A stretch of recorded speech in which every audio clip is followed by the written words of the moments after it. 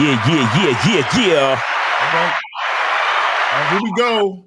And by the way, Miles, it's still called the Manhood is a Skill Set Show. I'm keeping that name. I ain't changing that shit. All right, cool. It's kind of catchy and shit. I like the way the shit sounds. All right, so real quick, for those of you who are in attendance, we do appreciate you. You could be doing anything else, but you fucking with us. Real quick, Uncle Guns, Dukalux, Bruce 2. Thank you guys. Let me go ahead and plug the joint right quick. The real reason women settle for beta males. Before we get knee deep into this shit, Miles, you got anything you want to plug? Anything you want to talk about before we get into this? I want to plug the soap, but hold on. All I got right now is a box. So here go. Go ahead. We sold out. We sold out of the soap. I'm actually, there's a batch brewing right now. You know what I'm saying? But that's the soap. You got the QR code though right there. That's a QR code for y'all. Y'all get y'all snap your phones and get that QR code so you can order you a bar of that shit. Yes, sir. Order your soap, man. That soap is some good soap. That it's better than the shit y'all used to toss off with. You know what I'm saying? Good for your skin and everything. Cause I brought like 50 something bars to what's the name to the you sold them out in Vegas? Sold out, bro. That's what I'm talking about. When you got a good product though, that's what they do. That's what it is, man. So appreciate everybody for purchasing the soap. And then so I had to, as soon as I got back from Vegas, I had to start another batch. So it take like 1 or 2 days for it to cure. So I got a batch curing right now. You know what I'm saying? But yeah, man. Get your soap. Get with me at Miles in the Game on Instagram. You can schedule a consultation or you could join the Masculine Identity membership. And stay tuned because we have the footage from the seminar that we coming out with that pretty soon. So yeah, stay tuned. You'll be able to purchase that. And if you're on the membership, you'll be able to view that as well because we're gonna put that on the membership. For all the people that's already on the membership, you'll get access to that for being on the membership. Just our way of saying thanks for being on the membership. All right. So if you're not on the membership, you might want to consider getting on the membership so you could be a part of that, or you could just purchase it when it comes out, man. But K-Zaggin, shout out to you, man. Yeah, man. Always thanks for having me, and let's get it. All right, real quick. So, do you have it on both memberships, the Bad Boy and the Masculine Identity membership? Yeah. We're gonna have it on both. Yep. Both. But this is what would make sense for y'all to actually get on the membership instead of purchasing the video by itself, because at least you get the video and you get access to their other content. So to me, you just get a better bang for your buck if you actually get on a fucking membership. Exactly. That's real. That's my personal opinion. That's what I would do personally. That would make sense. Exactly. So badboymembership.com, and masculineidentitymembership.com. So make sure y'all go there and get on the memberships, guys. All right, there we go. So real quick, CT, Renee P, June Sports, Linwood, what's up? TJB, that's a new name. Solid Scorpion, what's good? Real King, who else up in this motherfucker? Monogamous Player, what's good? Sibu Buta, what the hell? That's South African. Polygamous Simp, y'all niggas with this. See that's a play on Monogamous Player, and they got caught that shit. All right, so what's up with y'all? Zora Mina, what's good? So again, let's plug the joint. The real reason women settle for beta males. Now, I'm going to show you guys 2 clips. We're going to share 2 clips in just a moment. But before I do that, I want to reiterate, when you see these clips, it's not about the women, okay? It's about you. And it's about the perception that women have of you because of you. And the perception that they have of you because of you is what literally determines how they actually interact with you, right? So regardless of what angle some women may come at or what their agenda may be, you can circumvent all of that with game, right? Knowledge of self, masculine identity, just understanding who you are and moving in a certain way that's always conducive to whatever your bottom line is.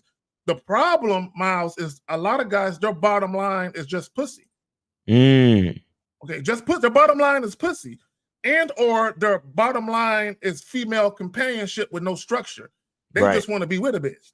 I just want access to pussy all the time. I just want a chick to be around me, but there's no structure, there's no standards, there's no principles to it. And when you see these clips, you're gonna see guys with no standards, no principles, no structure, This is how women do you. So don't get mad at the women. Look, let me say this real quick. A lot of guys think women are inherently evil or inherently fucked up. No, women are human beings, just like men. A lot of people are opportunists. Right. If you present them with an opportunity, it's human nature to take advantage of something that makes it easier. You know what I'm saying? Like Lacario always says, the path of least resistance. Why would a woman work hard for something when you just give it to her? Exactly. All right. So let me go ahead and say this. So let's get into the first clip. Okay, let me take this down. You know what? I do got to take this down because there's gonna be something that's gonna be niggas might want to read. Hold on, real quick. All right. So the first clip is gonna be this shit right here. Purpose of emasculating our husbands and emasculating men in our lives is because we don't want them to be successful. And I had to see this about myself and my marriage, that unconsciously, before I got it pointed out and before I could see it, I wanted my husband to fail because that allowed me to feel stronger and in control in the relationship. And I was terrified that if he got strong in himself and he was successful and he went for his own dreams and his own goals, that he would leave. So we are invested in keeping our husbands down and keeping them weak.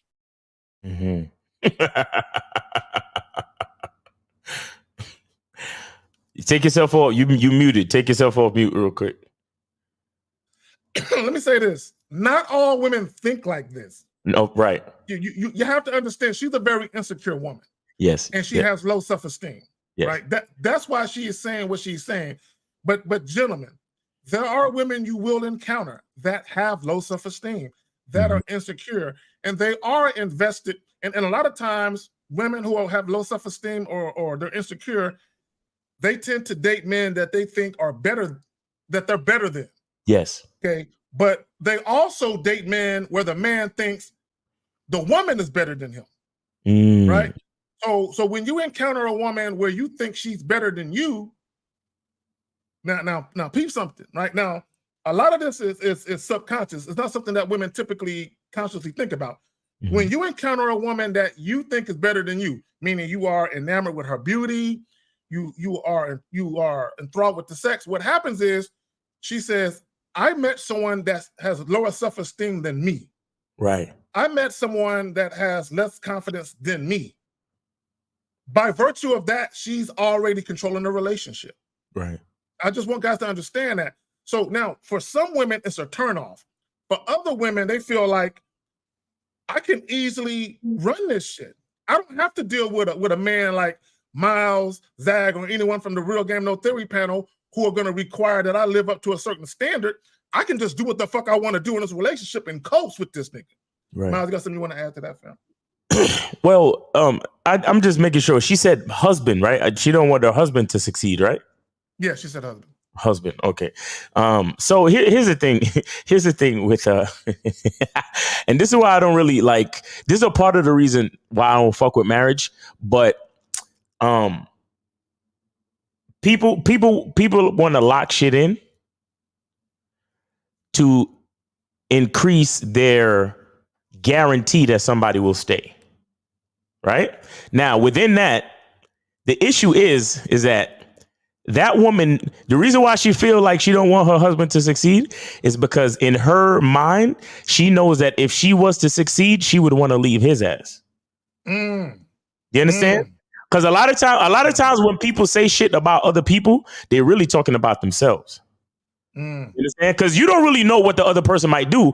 But if you have this fear or this anticipation of what they might do, it's because you had that idea yourself. Projection. Exactly. That's what's called projection. Exactly. Thank you for that.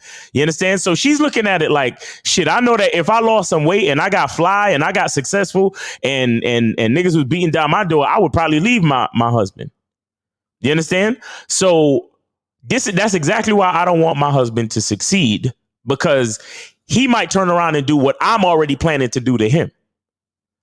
And that's what makes her so insecure, because truthfully, she don't really love him like that. She's like, and I love the fact that you did the title the way you did, that she settled. See, when people talk about settling down, you say, or I'm settling down because I'm not going to be running the streets no more. So I'm settling down meaning that I'm more stable and I'm sitting still. But you got some people that when they say they're settling or settling down, that's what they think they're doing. They think they're choosing. They're falling into a compromised situation. Why? Because it's not truly what they wanted in the first place. It's what they're settling for because they don't feel like they can do better. But if the opportunity comes for them to do better, they gonna leave. So she's looking at her husband like, shit, I don't want him to do any better. Because if he do any better, he might be thinking like me and might get up and leave. Do you understand? But see, I'm gonna tell you something. And this is why we tell y'all to develop your masculine identity and vet these chicks, bro. Vet a woman. Make sure that woman understands that she's not settling. You got to get with a woman that knows and feels and understands that she's making the best fucking choice in you as a man and as a leader in her life. If you're dealing with a woman that don't believe that, you have to leave her alone. Mm-hmm. You understand? You can't fuck with a woman that's like that video that came out the other day where the pastor was like, in for richer or for poorer. And she had an issue with the poorer part. And then he said to honor and obey. And she didn't want to say obey. I can't. A woman like that will be left at the altar every fucking time. You hear what I'm telling you? Yep. Because a woman like that obviously believes that she's settling. I'm looking for the woman that's looking at me like, this nigga is the best choice that I can make. And I truly believe that. Mm-hmm. You understand? Even if this nigga fall on his face tomorrow, I know the type of man that I'm getting with, where I have the faith in him where he could fall on his face tomorrow. And I believe that by Thursday, he could get it all back because he's that nigga. And I believe in him that much. If your woman don't believe in you to that extent, you should not be getting married. I swear to you. Because if she's... Go ahead. No, go ahead. No, finish. No, you was rocking. Go ahead. Because if she's only fucking with you because of where you're at now, do you understand? And she feels like she's settling. See, this is the whole thing about hypergamy, which is why I keep telling niggas the best way to invest in any woman is to invest in yourself. Meaning you should always be working on your next level. Do you understand? So she ain't, hold on. 919, hold on 1 second. She don't even have time to start looking at the grass being greener on the other side, because your grass is always getting greener and more plush and more full. They just hung up. You understand what I'm saying? So, but go ahead, Zach. You got it. No, I just want to point out he must got the number saved to his favorites because we didn't even have that shit up. There it go now, though. Yeah. These niggas be saving the numbers and shit. No, I just want to say, and I want to say this. Okay, and I'm gonna take it back to her being insecure. It's a twofold thing. It's a twofold thing. She doesn't think she's worthy of a man she can actually admire. Exactly. That's another thing. She doesn't think she's worthy of a man she can actually admire because she doesn't believe that a man of that stature would want her, because he would see all the flaws in her that her husband doesn't see. But also, she doesn't want her husband to elevate because she feels if he elevates, what's gonna happen is he's gonna begin to see the value in himself, and then other women are gonna see the value in him once he sees the value in himself. Then he'll realize I ain't shit. Right now, he don't know I ain't shit. He's blind to the fact that I ain't shit. What do I always tell him, Zag? Bitches already know they ain't shit. They already know. And I swear, I be saying this shit and niggas think I'm just being super misogynistic and hateful towards women.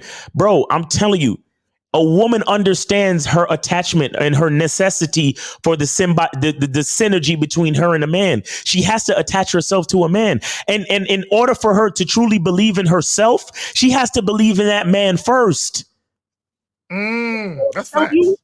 If she don't believe it, let me tell you something, man. I used to be with a woman. Man. Her husband / baby father was a underachieving. I'm gonna just say underachieving type nigga. Do you understand what I'm saying? And I noticed that every time that our relationship got rocky was every time I was getting ready to make a breakthrough. Do you understand what I'm saying to you? She wasn't ready. She wasn't ready. And the crazy part is, when we broke up for good, nigga, I swear to God, my life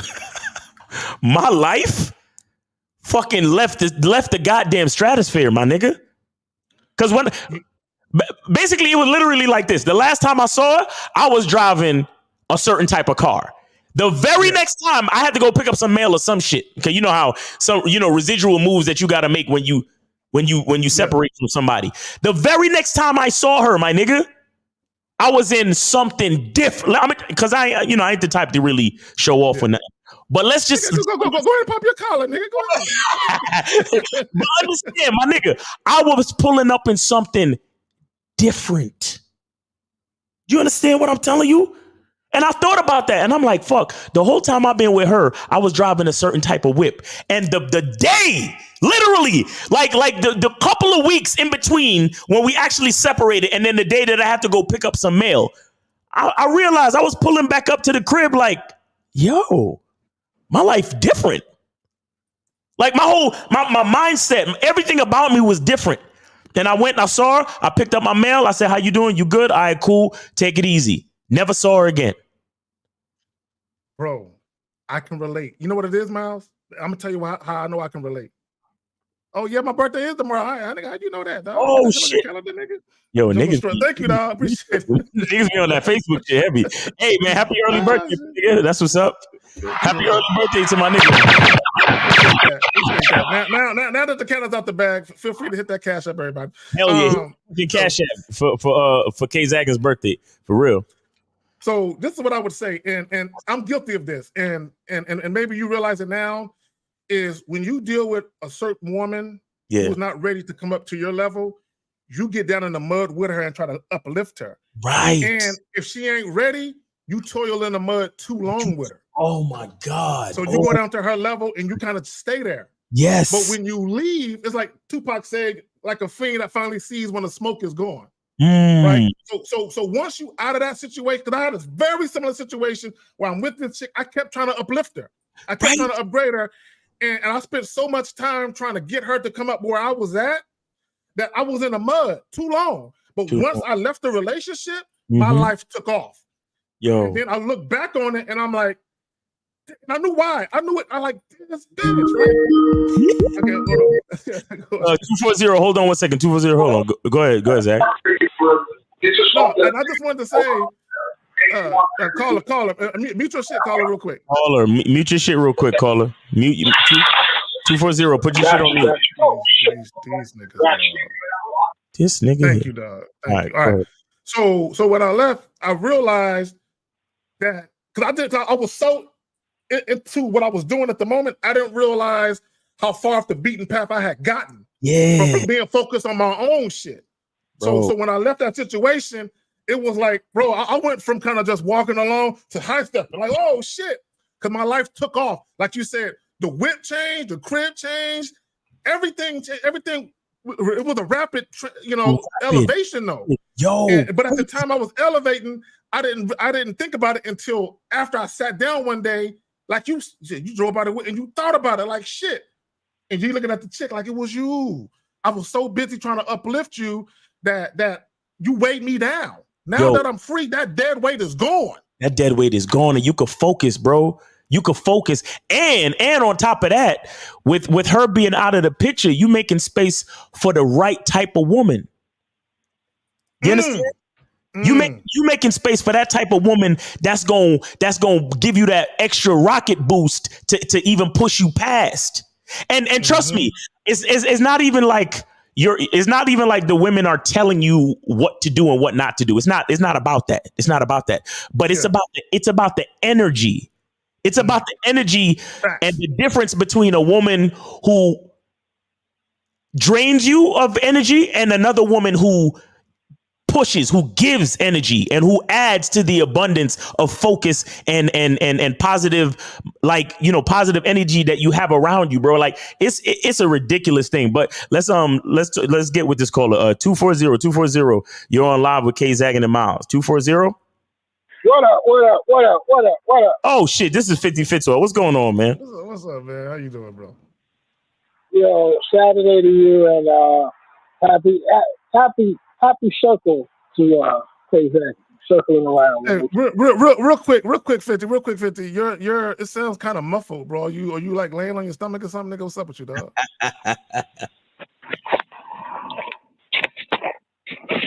Yeah, I was laying on my stomach on top of a fat ass. Ah, shit. This nigga. Yeah, nigga, what? Nah, but look here. What's up, I man? mean, man, every time I come up with a point, y'all niggas spit it. That was me back in the day, in the 40s. I could not be around a motherfucker that wasn't moving with me. That's all it is. Yep. I ain't uplifting nobody. You should be uplifted by my moves. Right. I ain't here to uplift you. I got to keep moving. You got to follow me. And when I say do you got a question? You want to make a move? You want to do something better? Ask me. I'll show you. Let's go. Right. That's all. I've never been that type to really try to motivate.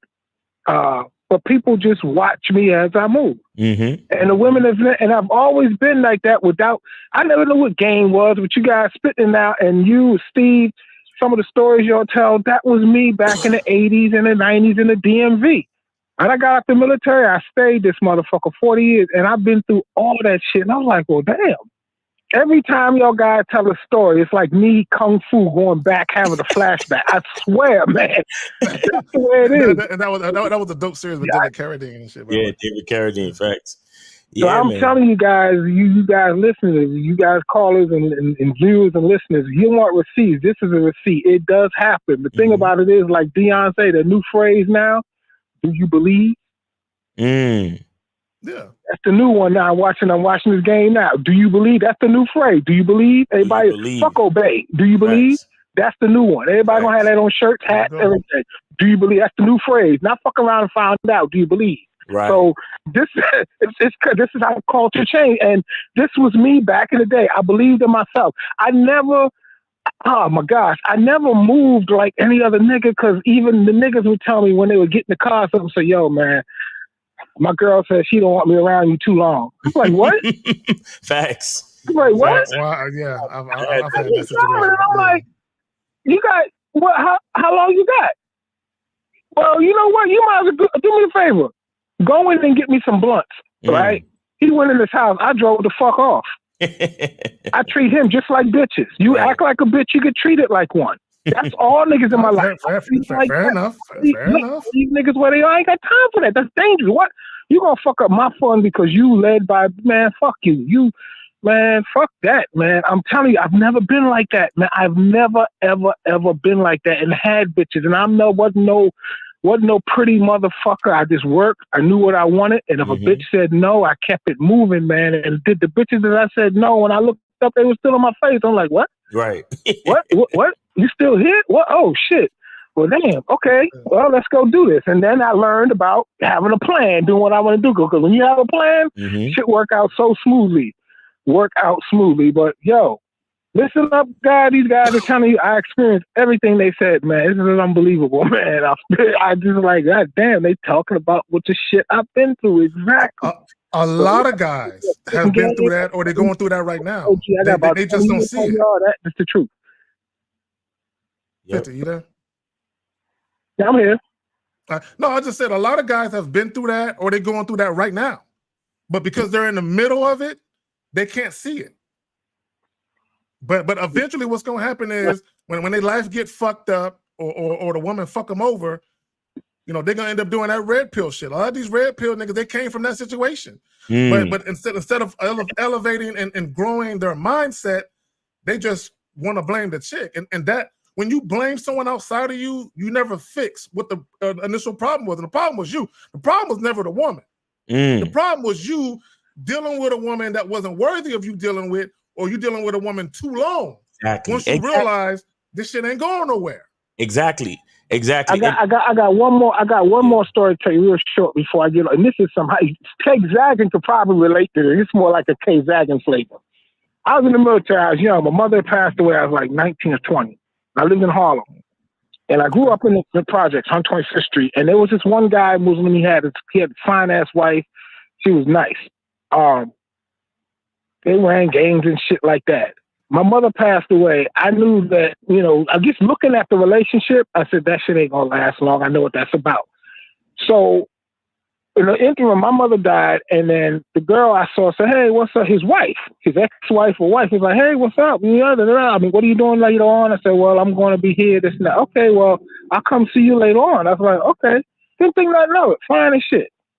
So she told me the time she was going to come through. I said, "Yeah, come through that time." She didn't show up. I was like, "All right, fuck it."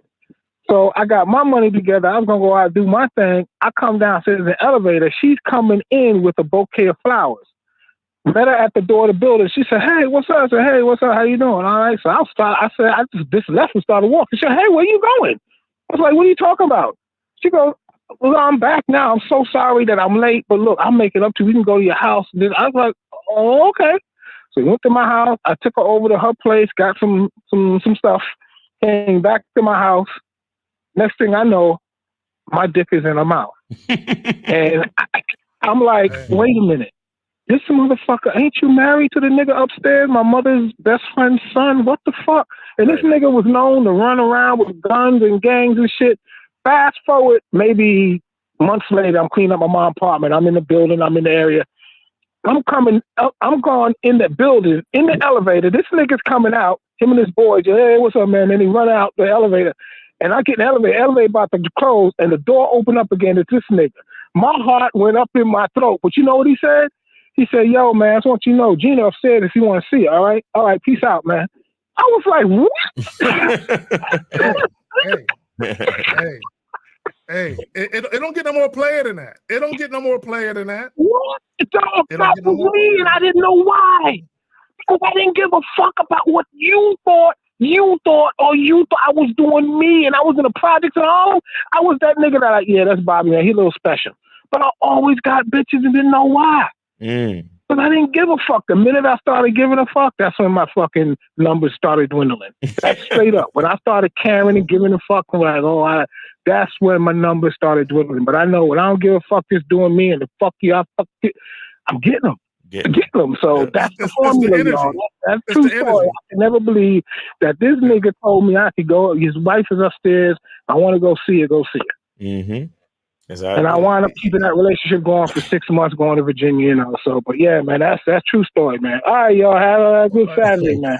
All right, 50 man. Good talking to you, man. You take it easy, be safe. All right. Yeah, I want to add to that too. I don't want anybody to think that any of the women that I'm talking about, it was their fault for my stagnation. Please don't get me wrong when I say what I said. Everything that I'm talking about is my fault. But like you said, Zach, the fact that you choosing to stay with these women, trying your best to try to uplift them, to try to coach them. Because I remember times when I'm trying to coach them, I'm trying to tell them, yo, you got to be grateful. You got to be this, you got to be that. You got to see what's on the bright side. You got to think positive, like literal shit like that. Like conversations of like the same way I coach niggas in consultations today is the same way you may have to coach any woman that you with. And if she can't see your point of view, bro, you can't stay with her, bro.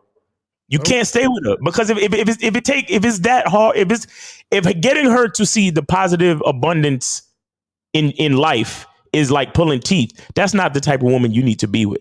You see what I'm saying? Well, see, I think there's a thin line between trying to fix a woman, right, and coaching her. When you're trying to fix her, she doesn't have the correct mindset to be coached. Exactly, see, and that's when what you coach her. Her mindset is ready. She's ready. Exactly. She's ready to receive it. It's kind of like when you a coach in sports, when they say this player isn't coachable, or this player wants to be coached. Right. Okay, you can influence that person that wants to be coached. The one that's not coachable, their mindset is too fucked up. Bait. Like when Deion Sanders got to Colorado, what did he do? He got rid of everybody that had to be fixed. Right. And he only wants people that are coachable, that got the right mindset to be successful. Right. And that's what it is. Sometimes as a good leader, you got to realize I can't lead this person. I got to leave them alone, let them learn.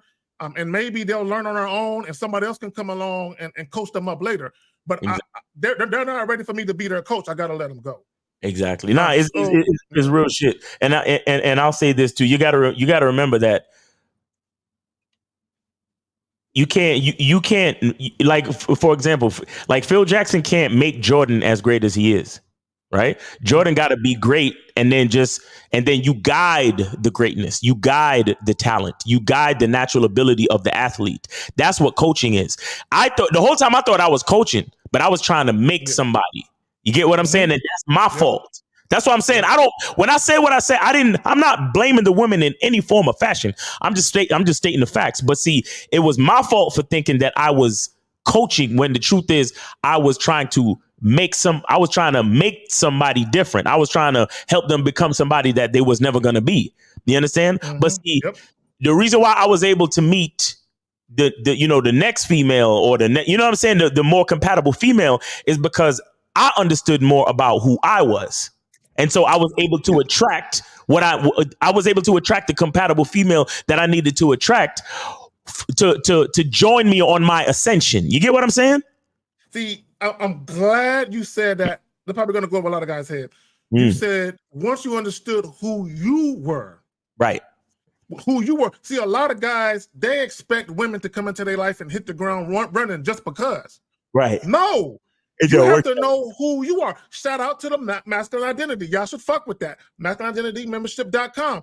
Once you know who you are, now you know what not to do and what to do. So when you encounter that woman who you feel like you got to fix on some Frankenstein Build-A-Bear type shit, you're like, I can't fuck with her. I can't fuck with her. Leave that shit alone.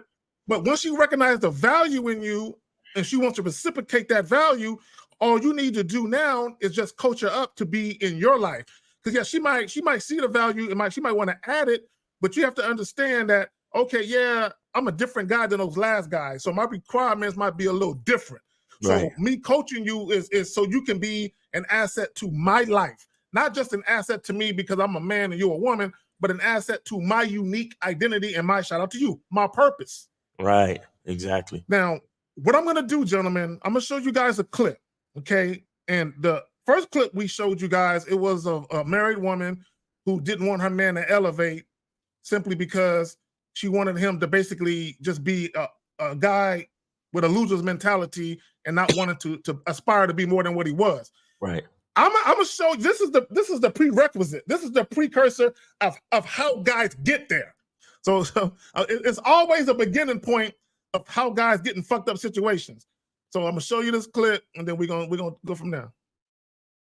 To all of my ladies in the dating pool, let me show you how to redirect your way out of a low budget experience. Okay, this is a potential suitor. He has no number saved because period. Y'all already know how I roll. Good morning. It was great speaking with you last night. I woke up so refreshed. I would love to take you to coffee this week. Does Wednesday work? Okay, you cannot take me to coffee or tea on the first dates. It's not equitable for me. I don't drink coffee and my perfume costs too much, so don't play. All right, so I hail from corporate America. We're going to use the sandwich effect here. 6 years in the C-suite. We about to use this. Okay, boom. So I say, good morning. It was great speaking with you also. It's actually restaurant week coming up. Here's the link. Let me know which one you decide. I'm looking forward to it. So we're going to start off with something good, okay? It was great speaking with you also. I'm not even addressing the coffee, baby. We're going to redirect you in the middle, then I'm going to end with something great saying, I'm looking forward to seeing you. We're also putting the ball back in his court because he's a grown-ass man, okay? You need to make the decision. So he goes, I just looked over the options. Let's do Italian. Perfect.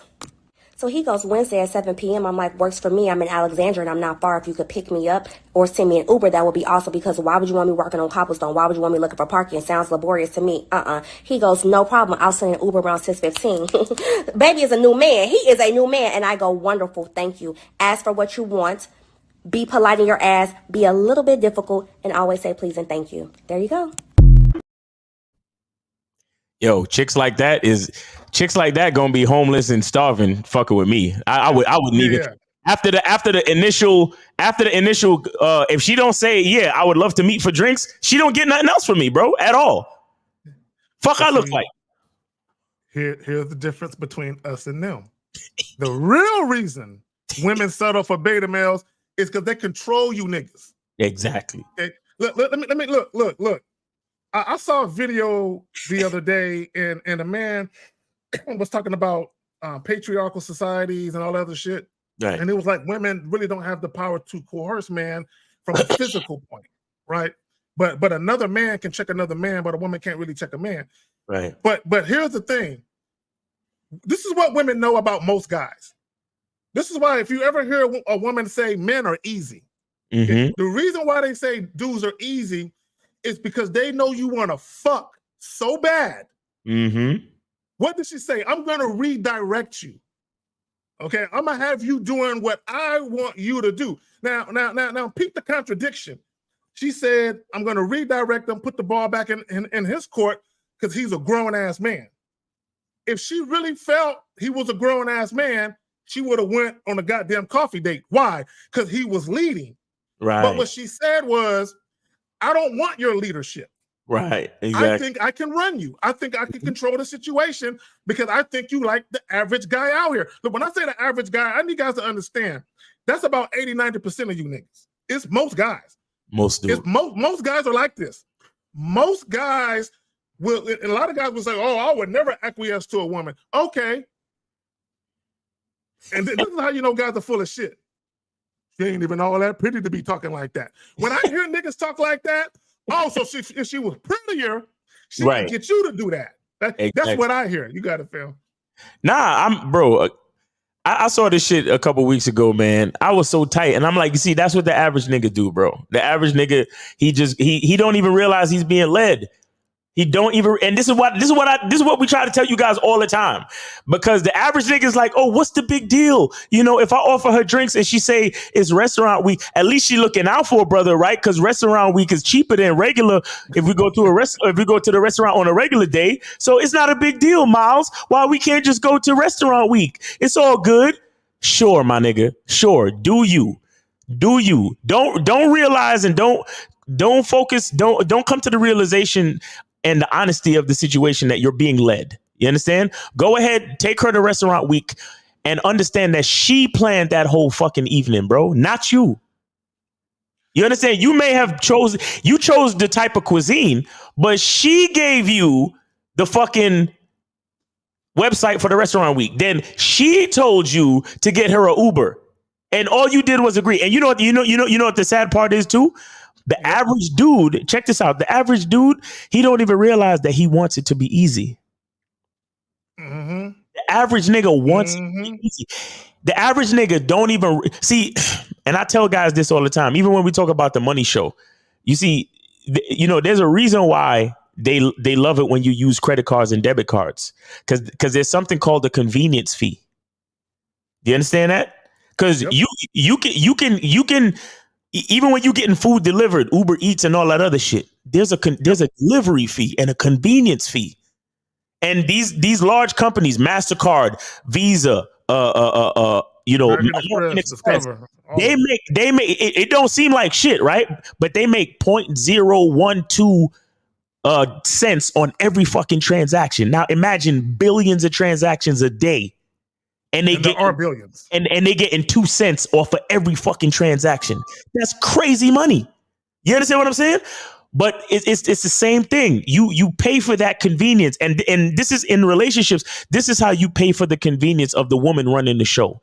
You get into a relationship where she is the leader of the relationship. And then sooner or later, when she loses, in the beginning, she's not going to have that much respect for you, but she's going to go with the motions because you're taking her out, you're giving her attention, and it's all good. But as time goes on, the respect level is going to dwindle. Do you understand? So after a year or two, when she loses all respect for your bitch ass and she leave you, you're going to be calling us like, damn, man, I don't know what happened. We started out so good. No, bitch ass. She was leading you from the beginning. And now when she realized that she can't use you anymore because she's not attracted to you because she don't fucking respect you, she don't have no more use for you. You understand? That's how it works. Or my favorite, Miles, they're going to say, man, she changed. No! She showed you out the gate. From the first date, she showed you out the gate who she was.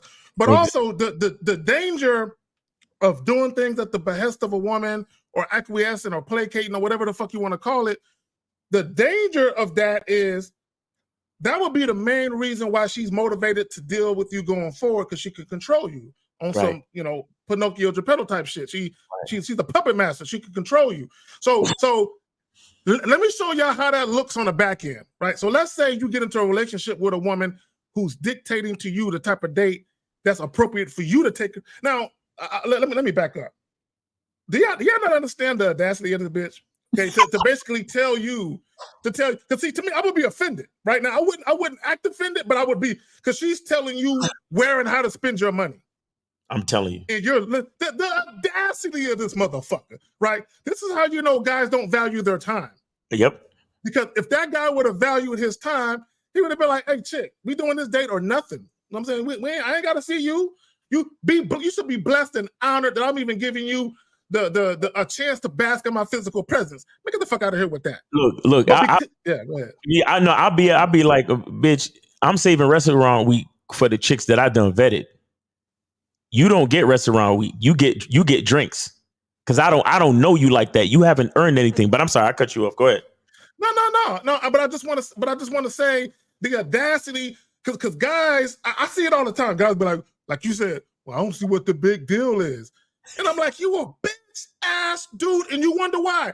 So for all you guys that ever heard of a guy in a sexless relationship or a relationship where his woman is rationing out the sex or bartering the sex, when women ration out sex and barter sex, what they're saying is, you haven't done enough to show me that you're worthy of this good again. You can't. I don't want to fuck you because you. This is why there was a clip from the Pleef Network, I think, one of them niggas, where he was talking about dudes being in a sexless marriage, and then a guy would go to the woman, babe, what's going on? I don't think you take me out enough.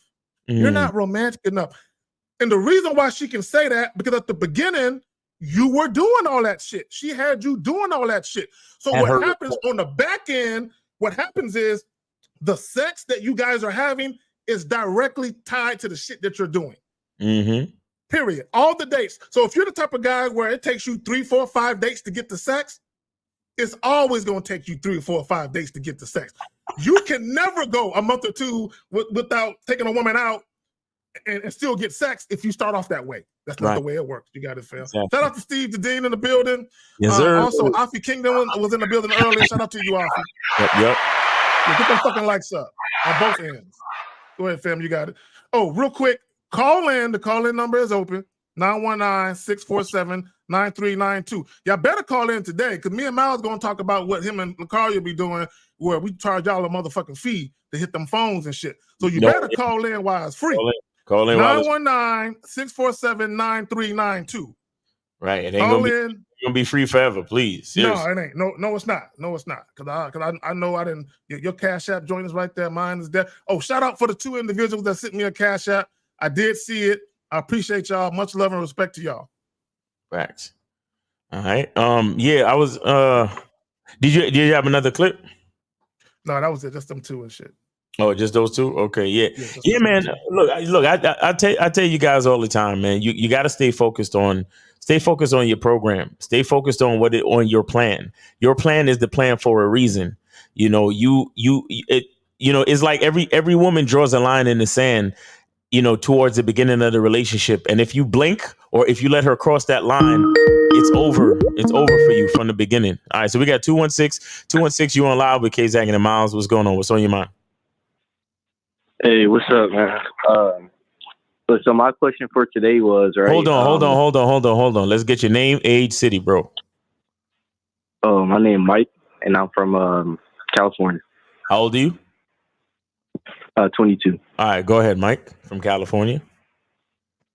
All right, my question today was, right, so like about like the dating apps and everything, right? So like with the swiping and stuff, because a lot of girls are like, I'll say they show their body a lot. Not saying it's wrong. I'm just saying, like, so a lot of girls are on, Tinder and Hinge with like half naked. All right, what's your question? What's your question, bro? Just get to your question, though.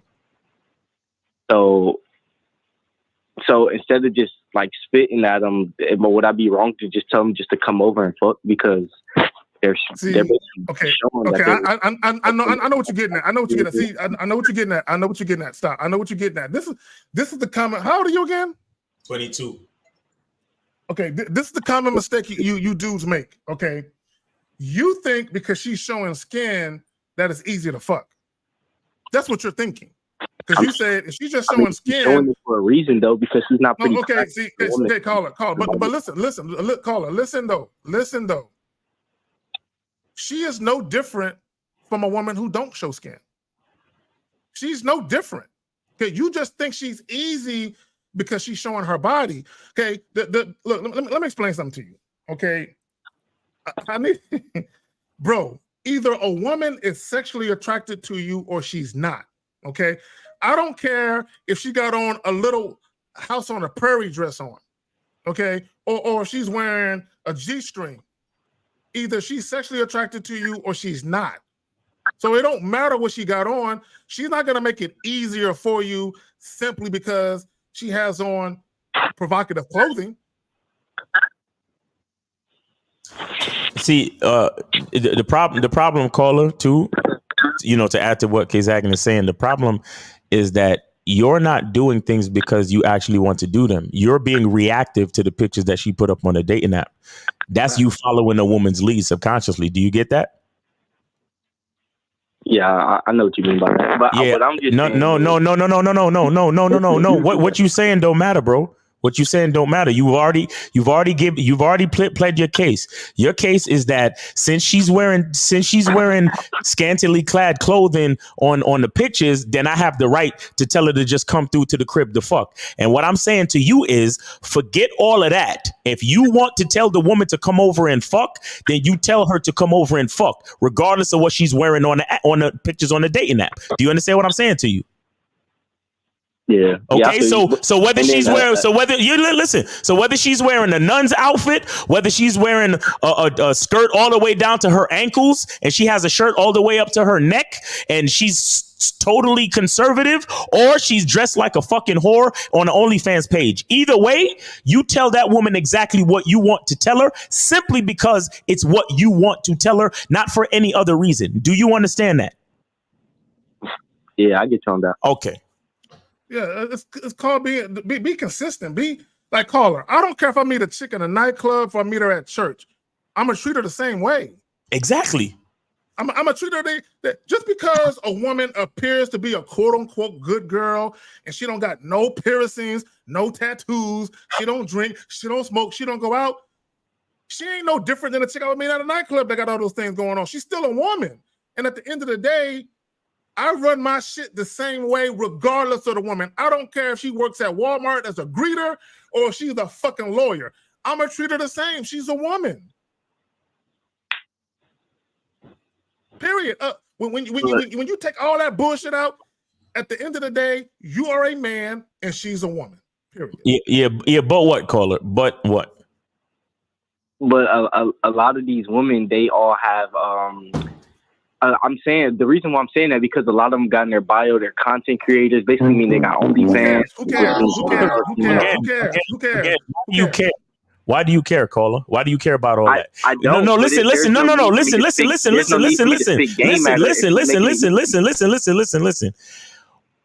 it matter what she has to say, or does it matter the instructions that you have for her? Which one matters? It matters what you got for her. Say it like how I said it. The instructions that you have for her, correct? Yeah, that's correct. Okay, so what the fuck does it matter if she's a content creator or what? If she's attracted to you, don't she have to listen to what the fuck you got to say? Yeah, but she's making content online, which making it okay. Easy. All right, cool, bro. Believe whatever you want. Okay, you good? Yeah, I ain't got nothing to say, bro. Nah. Game, man. Yeah, we ain't got no game. You good? We ain't got no game at all. Yeah. Because these niggas see, and that's what will get them fucked up, because they still being reactive to what the woman is doing. You understand what I'm saying? And they don't. No. Well, here's the guy right here. Like you said, he is motivated by what he sees the woman doing. Of course. Every move he makes is in response to what the woman is doing. This is how you know dudes ain't men no more. This is how you know masculinity has been watered down, because we did a real game no theory joint a few weeks ago, where we told you niggas, we showed you a clip where they asked the guy, "Do you care what women want?" He said, "No, I don't care what women want. I only care what they respond to." Facts. Meaning, I'm a holler at the chick. I'm gonna say what I need to say to her, If she responds in a way that's conducive to my bottom line, I'll fuck with her. If she don't, I won't. He's steady saying, well, and what they got this in their bios. What that tells me is you have no confidence in your ability to influence a woman, which means you don't know how to influence a woman. And I'm going to say this and pass it back to Miles. Masculine men influence women. Males are influenced by women. Exactly. All right. So we got the latter. Exactly. I mean, he 22. Them young niggas, it's hard for them. It's hard for them. But anyway, we got 337. You on live with K Zach and Miles. Name, age, city. What's going on? What's up, guys? My name is Eli from Houston, Texas. I'm 25. Eli, Houston, Texas, 25. What's going on with you? What's on your mind? So my question is this: like, I'm into like sports, stuff like that, and it's one of my hobbies. So Actually, coming back.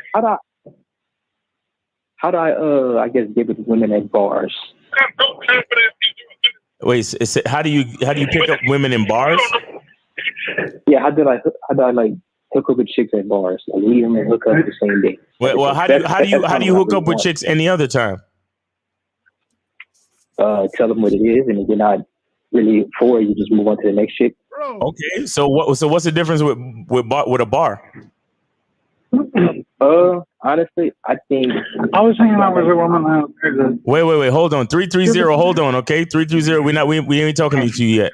So hold on. Go ahead. 337. Go ahead. Eli from Houston. Go ahead. I feel I lack the confidence sometimes. Well, you just like confidence. It don't got nothing to do with the fact that it's in a bar, my nigga.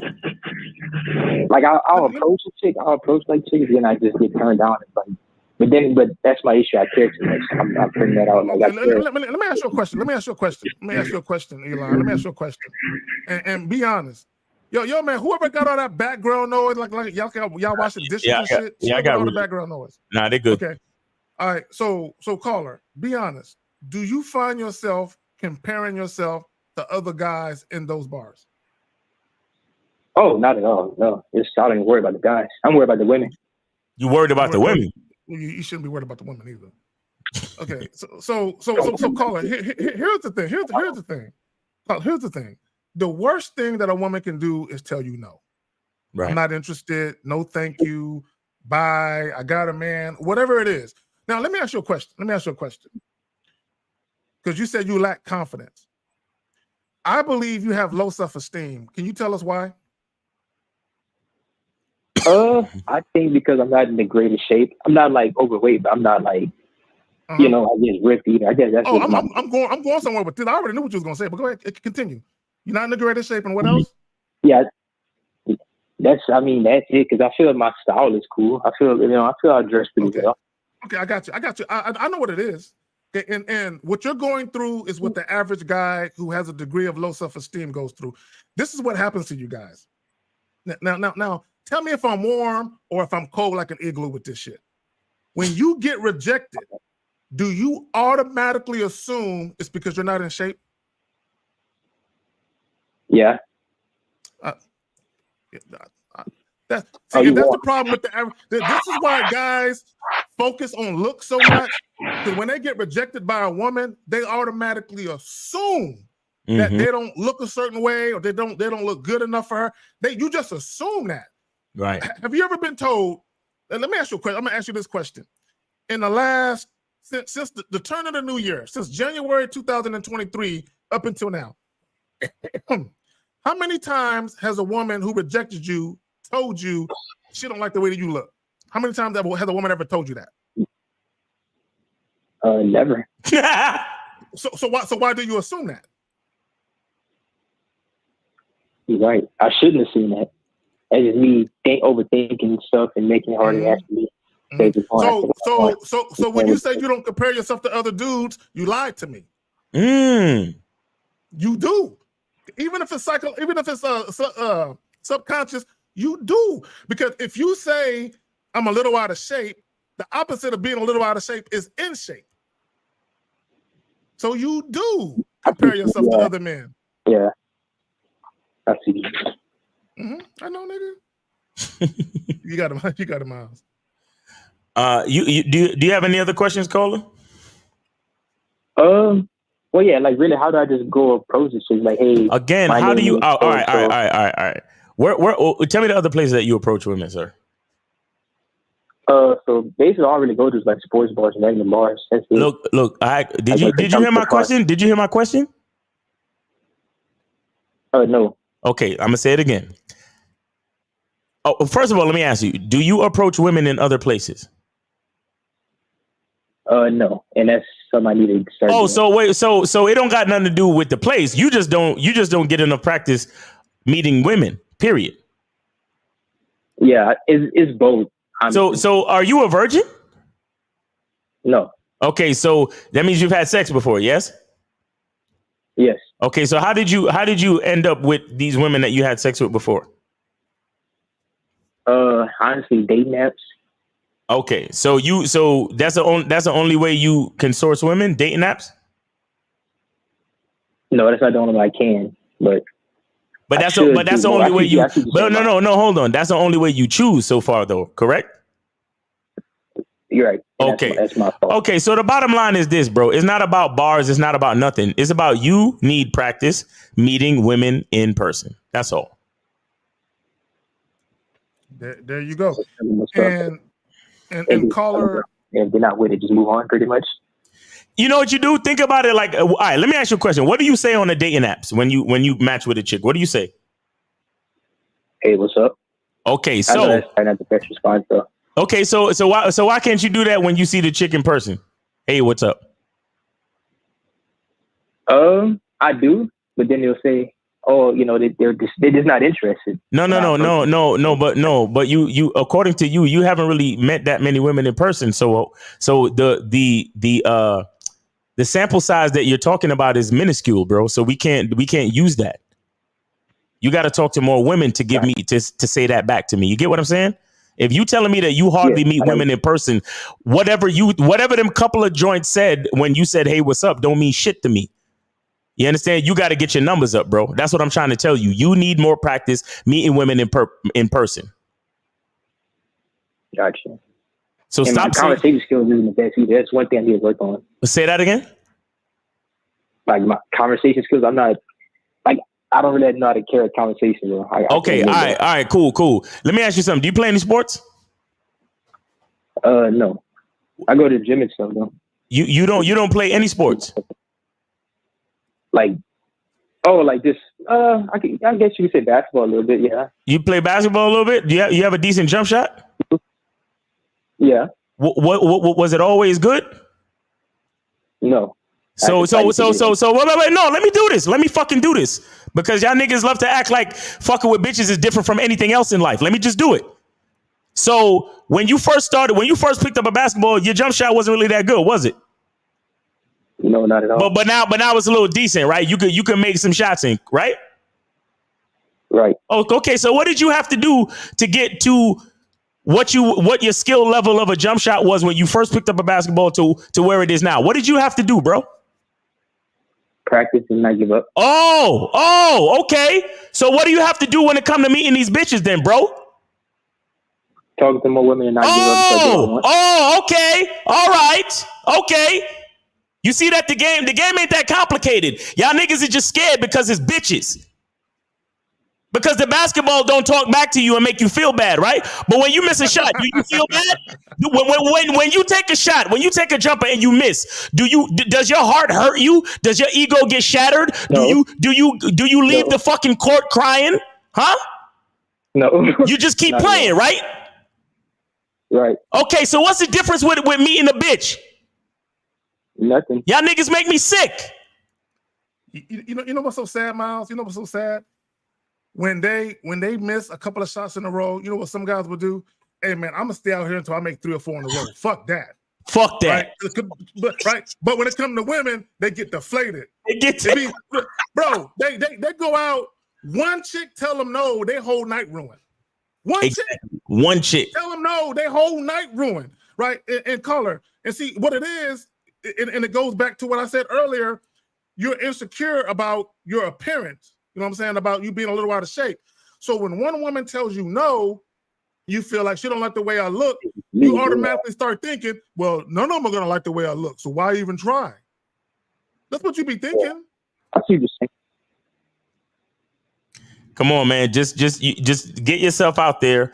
You said you age 25 and you in Houston? Bro, I got pussy in Houston on accident, bro. Like, what are you talking about? I got pussy in Houston on accident. It's basically that. Huh? Basically what you're saying is me. It's my. I'm the reason I'm not getting results I want, which I'm owning that.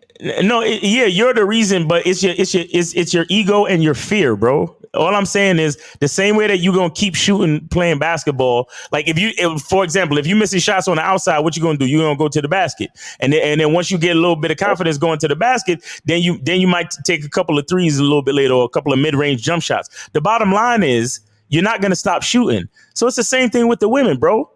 The same thing with the women. You just go out and meet women. Just go out, say what's up, just like you do. Hey, what's up? Hey, what's up? My name Eli. You know, I live out here in Houston.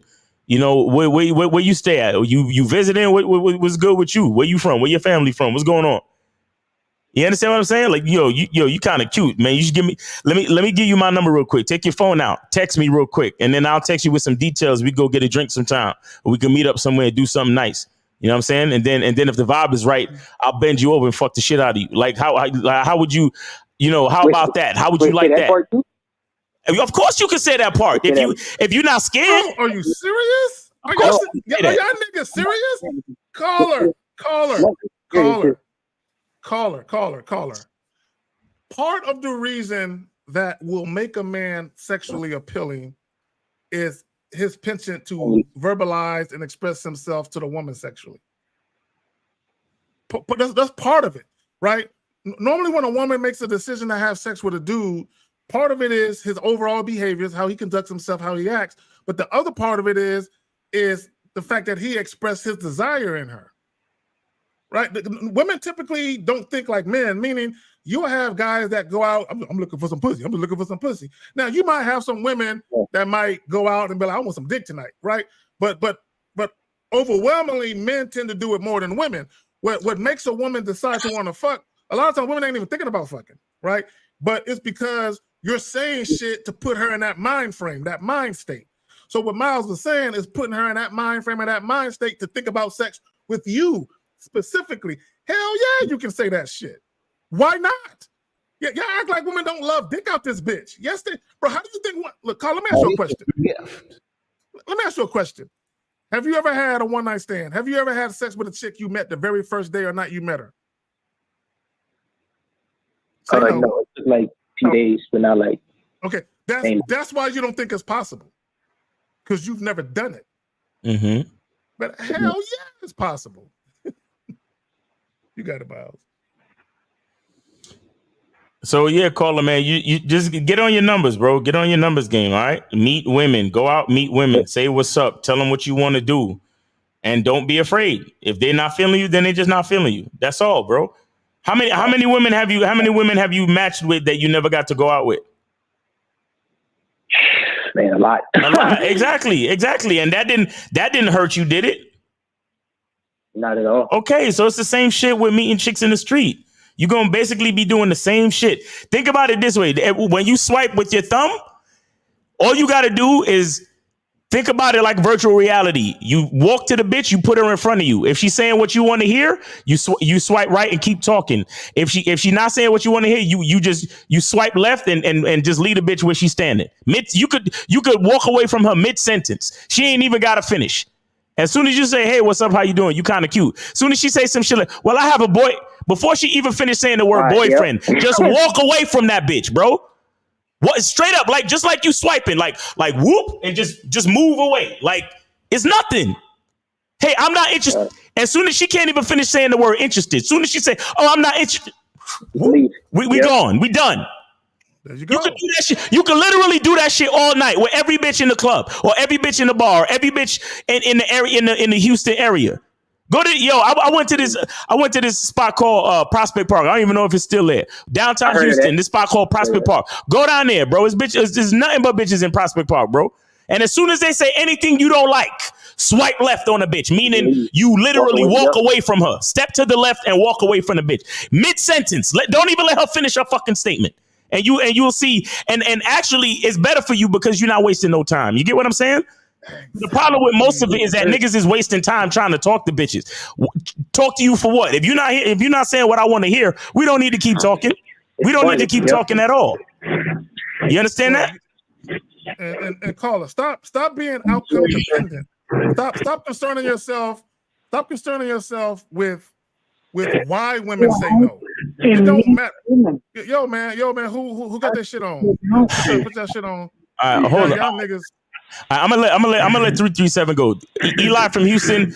We gonna let you go. All right, bro. All right, cool. Let's do that. All right, man. Take it easy. All right, so 330. Are you there? Hey, can you guys hear me okay? I'm driving. I'm actually driving right now. I'm driving home from a horse show, but yeah, I got the windows up, so it should be good. Yeah, do you have us on speakerphone or something? No, I don't, but here, is this any better? Okay, whatever you're doing now is good. Go ahead. What name, age, city? What's on your mind? All right. So anyway, my name's William. William Time. I'm always in your chat and stuff, but I just tuned in. I'm actually I'm listening to you guys while I'm driving home from a horse show. Oh, William Time. Yeah, William Time. I know. Yeah, I'm familiar with you, bro. You be in the chat in the morning times. I appreciate you. How old are you though? For the record. I'm 40. I'm from like North Central Ohio. Okay, cool. All right, what's on your mind, bro? Anyway, I just like I said, I don't even know what the topic is or what you guys are talking about, but I heard you guys talking a little bit about just practicing, getting out, meeting women and stuff. And I mean, like for me personally, just going out and I put it in the same category as training horses. You know, you can watch all the videos you want, but unless you're out there and you're riding horses and doing stuff, it's no different than getting out there and meeting women and talking to them, you know, practicing your mouth space, you know? Yep, exactly. That's facts. I mean, like I was out with a woman last night. We just kind of spur of the moment, we decided to meet up for a drink. She lives 2 hours away. We met up for a drink. I've messed with her before. Like we hang out here and there. Like she'll come over or I'll go to her place or we meet up. And she's like this straight laced, you know, Christian girl, go to church every Sunday and stuff. Like she's always like, you know, talked about what a strong believer she is in you know, her Christianity and stuff. Right. That's all fine and dandy, but when we're together, God. No, I just need you to get to the question part. Get to the question part. Get to the question part. Go ahead. Okay, I'm sorry, I didn't really have a question, but I was just saying, like, you know, when we're sitting at the bar having a drink and she's got her hand on my leg and she's like pulling my hand up the bottom of her dress and stuff. Right. Want me to touch her leg and stuff. Why do I give a fuck about what she said earlier? We're here in the moment, you know, having fun. We got the car. We got in the parking lot to her car. She sucks my dick in the parking lot and not a big deal. You know what I mean? Like, hallelujah. I don't worry about what she, you know, what she says she is. Right. Well, you know what I mean? Yeah. Well, why did you ever worry about it in the first place at all? I guess like that used to be kind of like who cares about what women say they are, you know? See, William, this is what I would say. Is you're going to have women who they always want you to perceive them a certain way. Right. Always. Right. But this is why, you know, she'll talk about, you know what I'm saying, whatever she talks about with her religion, she'll talk about it because this is what it is. It's almost like a person who sins on Saturday and they go to church on Sunday. She's talking about it because she knows what she's about to do is what she really want to do. She's telling the Lord Jesus, hey, close your eyes. I'm about to suck a dick. You know what I'm saying? So she knows. Yeah, I mean, like she was wanting to suck my dick in the car in the parking lot, right? You know, like I'm not going to be like, oh, wait a minute, like you can't do this because we're not, you know, you're a Christian and you can't do this. You know what I mean? Like I'm not gonna worry about what she said in the past. I just know in the moment we're here, we're enjoying each other, and you know what it is, caller. I just gotta learn to live, you know. She's still. This is why I tell guys, forget all that shit that women say. She is still a woman. She still gets horny. She still likes dick. Right. She likes to suck it, rub it, jack it, whatever the fuck she like to do with it, right? So guys forget that women are women. They're still don't matter. I don't give a fuck if you go to church 5 days a week. She is still a woman. She's had dick before. She knows what it feels like to climax and orgasm and all that, and she wants that feeling regardless. Right.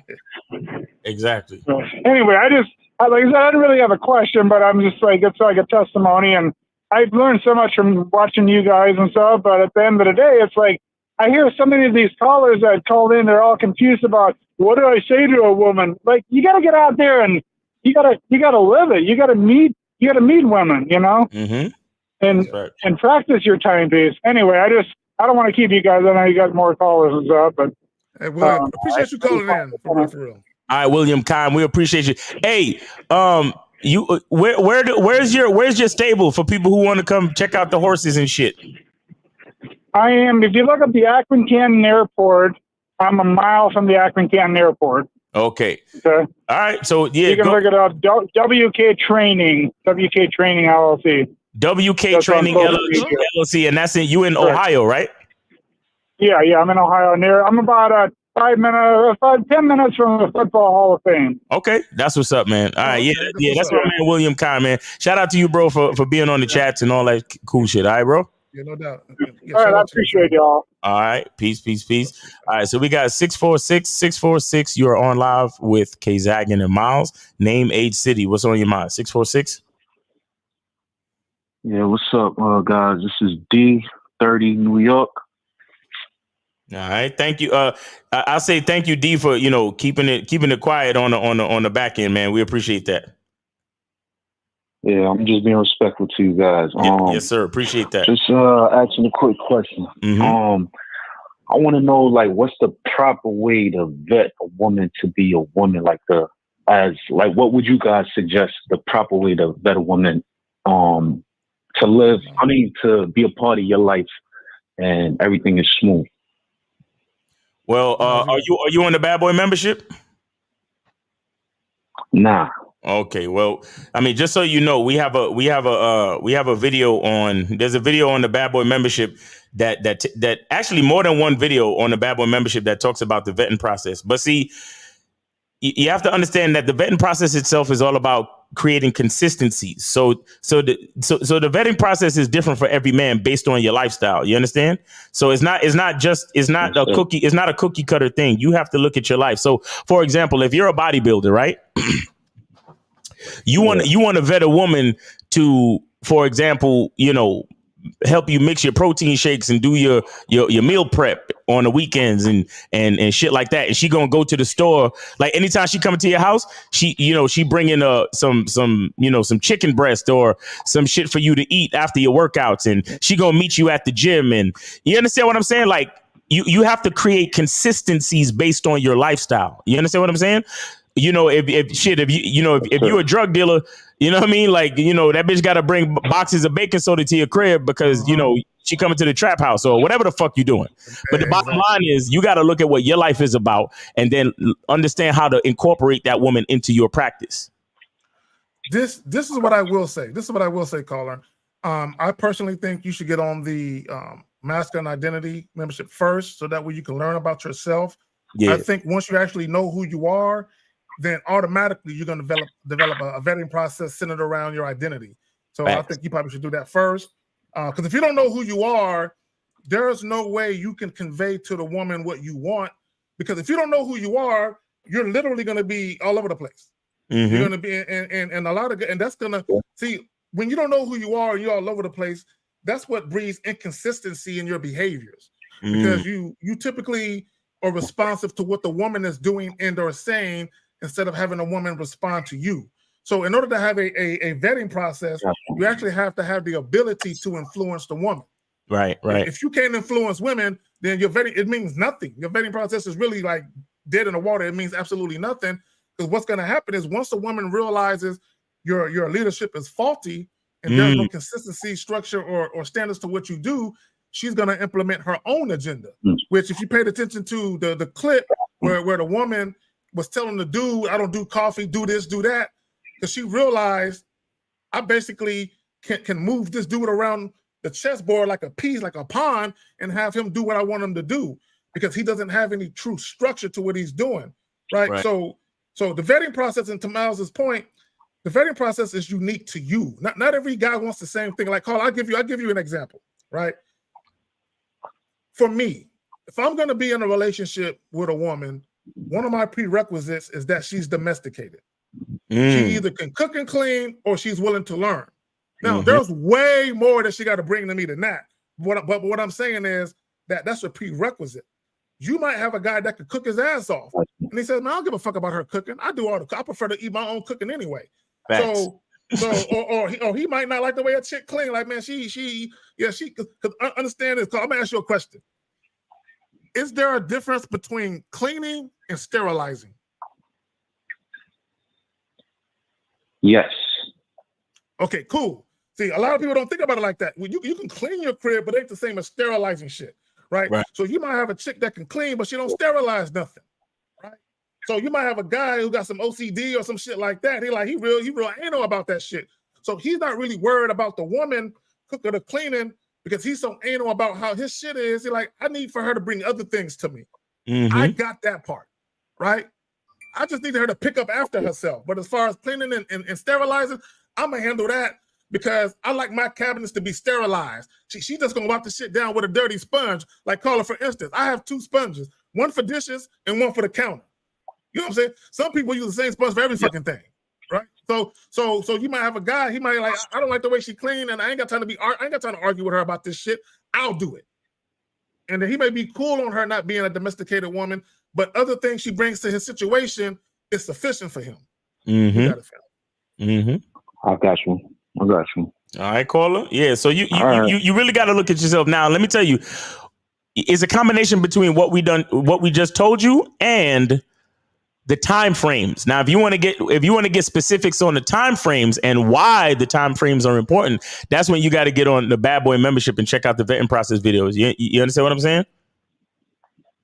Yes, sir. Yes, sir. All right. I was just curious about that. Appreciate the advice, man. Yes, sir. We appreciate you. Thanks for calling in, bro. You take it easy. No doubt. All right. We're good on calls for now, man. We're good on calls for now. Right. So this is what I want to go back. Well, I want to touch on what Sylvia Love Jones says. She was talking about, when I was talking about how dudes be taking chicks out on 3, 4, 5 dates, and then they finally have sex, that the sex is centered around that. And she said, that's right. The way we start is the way we end up. This is why, look, let me tell y'all something. This is some real shit. Let me post a joint. This is why we tell you guys, when you very first meet women, be careful what you introduce to women. Be extremely cautious and careful. Okay, this is what I mean by that. Okay, let's use Miles as an example. Okay, Miles has a particular way that he does things. He has a particular timeline that he introduces certain things into the equation. The problem with the average guy is you don't have that type of structure. A lot of guys, depending on how beautiful the woman is and depending on how bad they want to have sex with her and or depending on how good the sex is, they just like whatever she want. Whatever you like that fucking T.I. song, whatever you like, right? But here's the thing. I want guys to understand something about attraction, because guys think attraction is simply based on how you look and sexual attraction. No. Attraction, there's levels to attraction, meaning this. I'll give you a prime example. For any of you who ever had a relationship where you was together with a woman for like a couple years, and then one of y'all moved away, and then a relationship started to change, it wasn't as strong as it once was. Okay, the reason why that happens is because part of the allure, part of the attraction that both of you had for each other was proximity. It was the ease at which you could see each other. Right. Once that relationship goes long distance, you took away a key part of what attracted you to each other. The relationship really can't be the same in most cases. So if you start off whining and dining a woman, spoiling her, spending money on her, talking to her on the phone every goddamn day, responding to her texts all the time, and then months later, you try and fall back on doing that shit, you're going to have issues in your relationship. Because part of the allure of dealing with you was all that shit you was doing for her. Exactly. It wasn't just she thought she was cute or she wanted to fuck you. She liked your body. Yeah, that might have been a part of it too. But you introduced so much shit so soon that became a huge proponent of why she started feeling you so quickly. So what happens with a lot of guys, now I hear this all the time. They'll call and they'll be like, man, I'm dealing with this chick. Yeah, man, we've been dating for a couple months, but I'm trying to figure out how I can still fuck her, but not take her out as much. How I can still fuck her, but not talk to her on the phone as much. Because they're running into issues. Because the chick won't let you do it. She's like, no, part of the reason why I'm fucking with you is because you talk to me every day. Part of the reason why I'm fucking with you is because you return my calls after less than 5 minutes. Part of me fucking with you is you take me out at least once a week. So once you try to take that away, that loses the allure of why she wanted to fuck with you in the beginning. But go ahead, fam. And to add to that, that's why you have to be honest with yourself. You have to be honest with yourself. Because here's the thing, like K-Zagan just said, if you get with a chick and you're trying to impress her, you're trying to build a bond or whatever the fuck you think you're trying to do, and you calling her and texting her all the time, but deep down, you know that you not a texting and calling type nigga. You already know that about yourself, but you texting and calling her because you trying to, oh, well, we just met and I'm trying to do that. No. If you already know that that you're truly not a texting and calling type of nigga, don't do that shit. You understand? Text her when it's time for y'all to set up the next meeting. So she already knows he ain't the type of nigga for me to be texting and calling all the time like that. And I know that about him, and that's the honest him. That's why a lot of you niggas lose your bitch so fast, because you were lying from the beginning. You were lying. This is what I talk about when I talk about masculine identity. Who are you as a man? If you know you're not that talking, texting type nigga, don't do it, because you don't have to. If the woman is feeling you, she's going to be feeling you based on what you give her. And if you give her what you give of yourself from an honest place, then you're able to be consistent with that. And then that will give your relationship a chance to actually last. But the problem with so many of y'all bitch ass niggas is that in the beginning, you're so afraid to possibly lose the bitch. You do a bunch of shit you would never usually do. And then 6 months later, you fall off from doing it because you was never that nigga in the first place. And then the bitch is like, well, how come you ain't doing what you used to do? You changed. You ain't that nigga no more. That's why I ain't fucking with you. And then you're like, damn, why she gotta change? Why why these women leaving? Why is the divorce rate so crazy? All these modern women are leaving relationships at such an alarming rate. What the fuck is going on? No, bitch ass nigga. You was lying to yourself from the beginning. You was never that nigga. You were never. If you can't be consistent, then don't do it. Because this is why we tell you, being with a woman is a fucking responsibility. You understand what I'm saying? Now, listen, I'm the type of nigga, I love to go to cigar bars. I'm not a texter and a talker. I love to go to nice restaurants. I drink Fiji water. You understand? A bunch of y'all niggas, you will buy a case of Fiji water for the first 2 weeks of your relationship. And the next time the bitch see you, you drinking tap water. Of course she's going to leave your bitch ass. You lying ass motherfucker. Because the only reason why let me go get a case of Fiji water because I just got me a new bitch. But I don't really drink this shit on the regular. I really drink tap water. No, drink tap water from the first day you meet her. Don't be trying to impress nobody. When she come to your crib, you're like, hey, I drink tap water. Would you like a nice cool glass of tap water? Because that's what I enjoy. And if she's a tap water type bitch, then both of y'all are compatible from an honest place, and that'll give your relationship a chance to last. But as soon as your case of Fiji water run out, that's when your relationship is fucking over. You liar. You understand? That's Miles on all cylinders, hitting on all cylinders. This is why always introduce women to who you really are. Stop trying to be what you think they want you to be, because as Miles was saying, you can always be yourself. Always. It's easy to be who you are. Now, assuming you like yourself. Now, if you don't like yourself, that's different, right? Because you can be consistent doing you, right? It's hard to be consistent trying to be something you're not for someone else. You know what I'm saying? So just there you go. And there's a difference. Miles, when I was in New York and I was drinking that Fiji water, I kept going back and getting a bunch of Fiji waters because I said, I don't buy Fiji water when I'm in San Antonio, so I'm gonna get all I can of this motherfucking Fiji water, right? So because it's a smoother, it's like this is what I noticed about tap water versus regular bottled water versus Fiji water. Tap water, you can't even drink that shit. That shit, it's like it's feel like drinking cardboard. That's one. It's terrible. That other water, you got to be really thirsty to drink any type of because Fiji water is it's almost like silk going down your throat. It's so smooth. Like it doesn't have all the bullshit that regular. It's almost like a Fiji water get their water from a real spring. The other water bottle, they get their shit from the places that pump water into your crib and shit. Yeah, they just purified a little bit better, but it's still the same shit. It's coming from the same location as your toilet bowl water. You know right. I'm telling you, man, that's why I tell you guys about identity, bro. It's the consistency that's going to keep things going. So many of you dudes get upset with women leaving when the problem was you ain't even realize it. Because you know the average person thinks that they're supposed to do things that they don't usually do to start a relationship. And that's the worst thing you can do. That's the worst thing you can do. This is why we tell you guys to to design a dope ass life.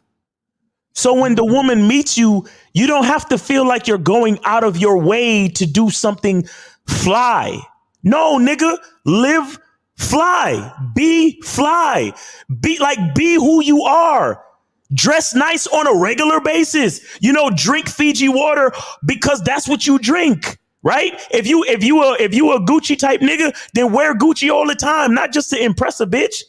Huh? If you hang out at the expensive rooftop bars, hang out there all the time because that's where you hang out. Don't hang out there just to meet a bitch. Hang out there because that's where you hang out. You understand? If you like to take yourself to steakhouses, go to steakhouses on a regular basis, bro.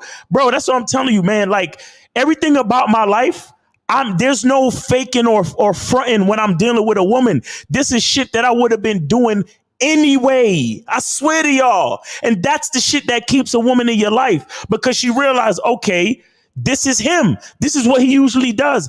And either she gonna fuck with it or not. But when y'all niggas be faking and fronting and, oh yeah, let's go to Miami and spend some money and like that. There's a video that came out the other day where this chick left this dude, right? And then like 4 years later, she wanted to get back with the nigga. And the nigga was saying that the girl found out that the nigga that she left him for, he was spending credit cards. It wasn't real money. He was faking and flossing to attract the bitch. But after 2 to 3 years, he racked up a bunch of credit card debt. So that wasn't his real lifestyle. You get what I'm saying? Go ahead. No, I would say this. Because I know people.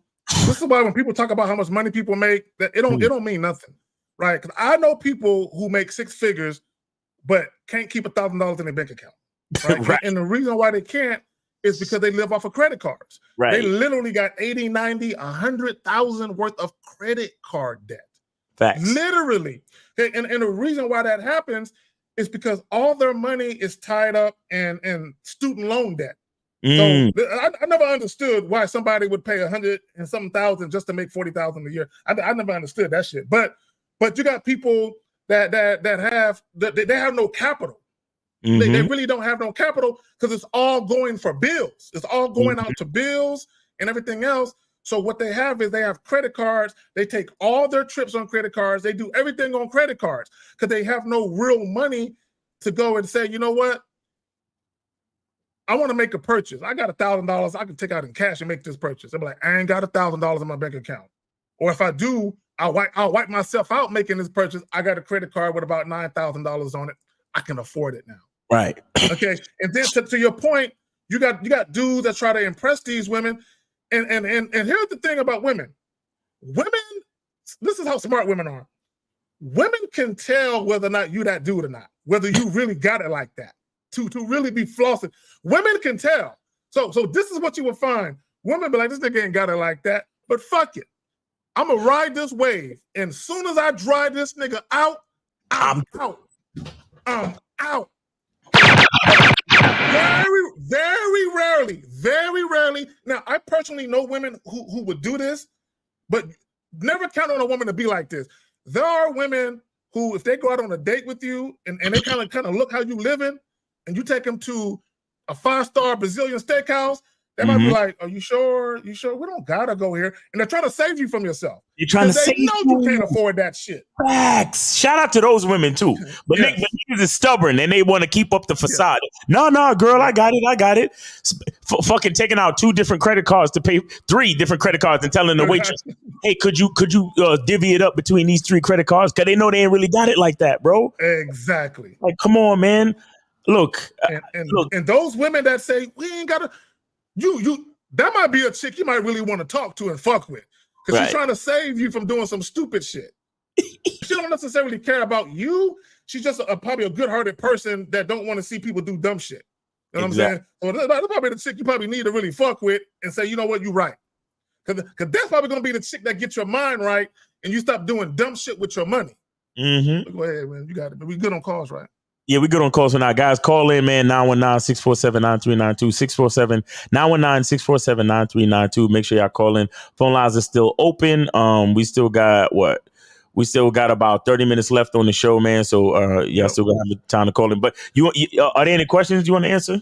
Oh, yeah. There are some questions. Let's get to that. And if y'all got a question, put a Q in the chat. Y'all better get with it. We ain't gonna be here. So MC says, approaching 2 girls in the same group. Any thoughts? Man, we talk about this all the time.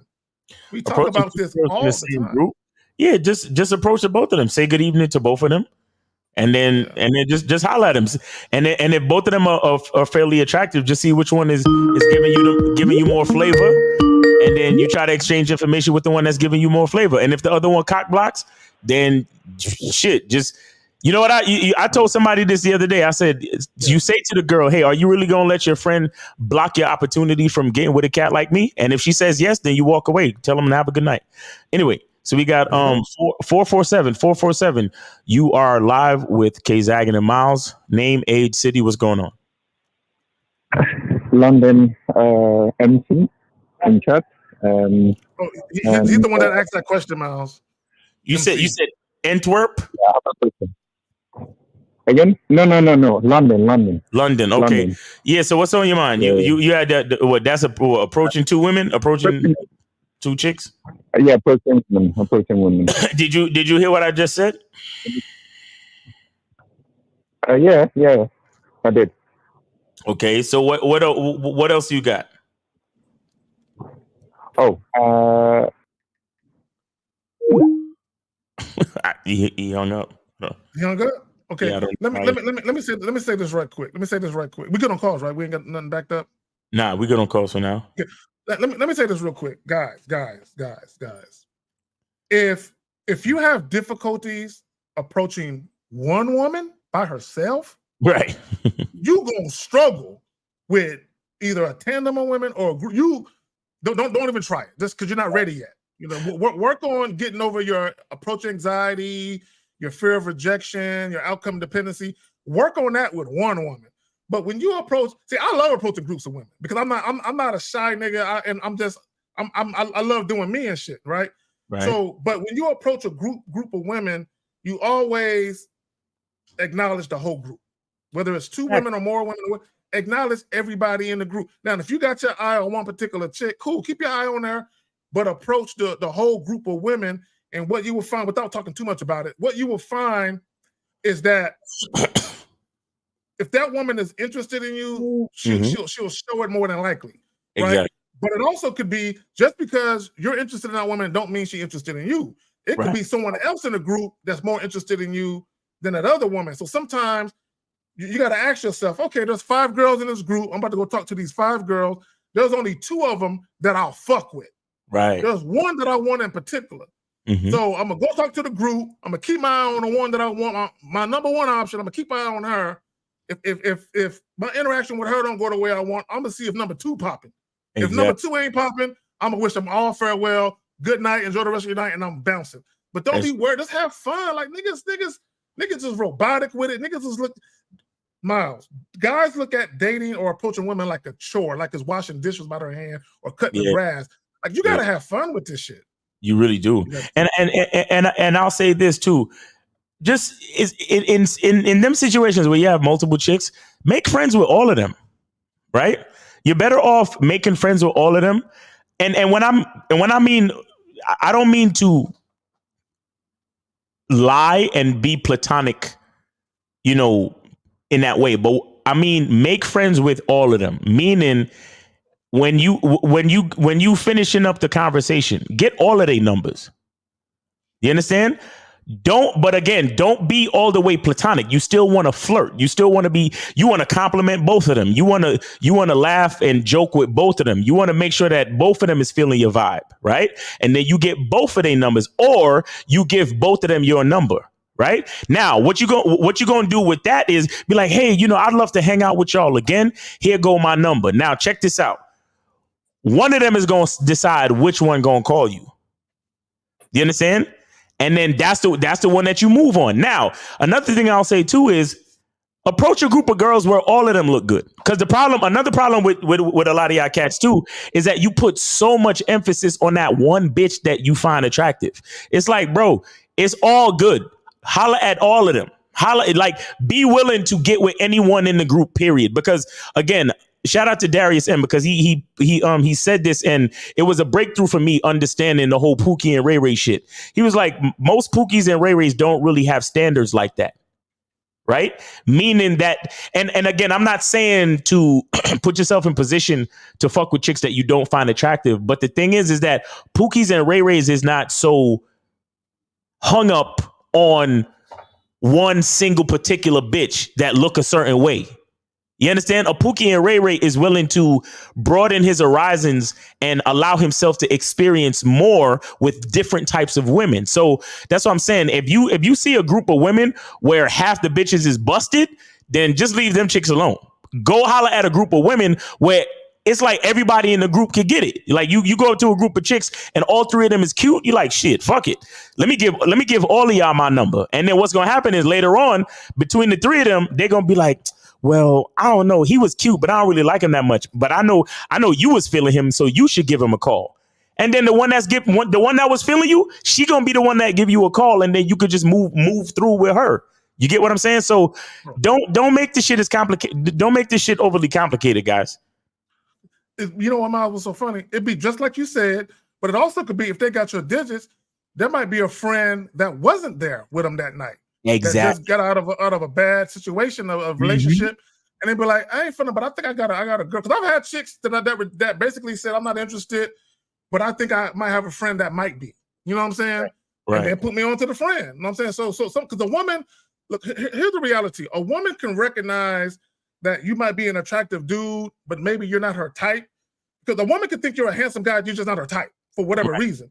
Right. But she feels like, but I think I might know a friend that might be into his type. Or into how, you know what I'm saying? So let me put them on to my friend. And it happens like that. So don't worry about, and also what someone also said in the chat, you talk to two more chicks, a threesome can actually happen. Exactly. I told you stories of I'm by myself, dolo. You know what I'm saying? I'm talking to two friends, and I instantly see right away that both of them with it. So I'm like, I'm looking at them like I can tell they both feeling me. So fuck it. I'm just gonna, and here's the thing. If you talk to two or more chicks and you can see that they're both feeling you, you never individualize the conversation. You mac on both of them at the same time. You know what I'm saying? So you always say, y'all, what you ladies doing, what you guys are doing. Exactly. Holla at everybody in the group. 502, you're on live with K Zaggin and Miles. Name, age, city. What's going on? Said it's Phoenix, 40, Louisville.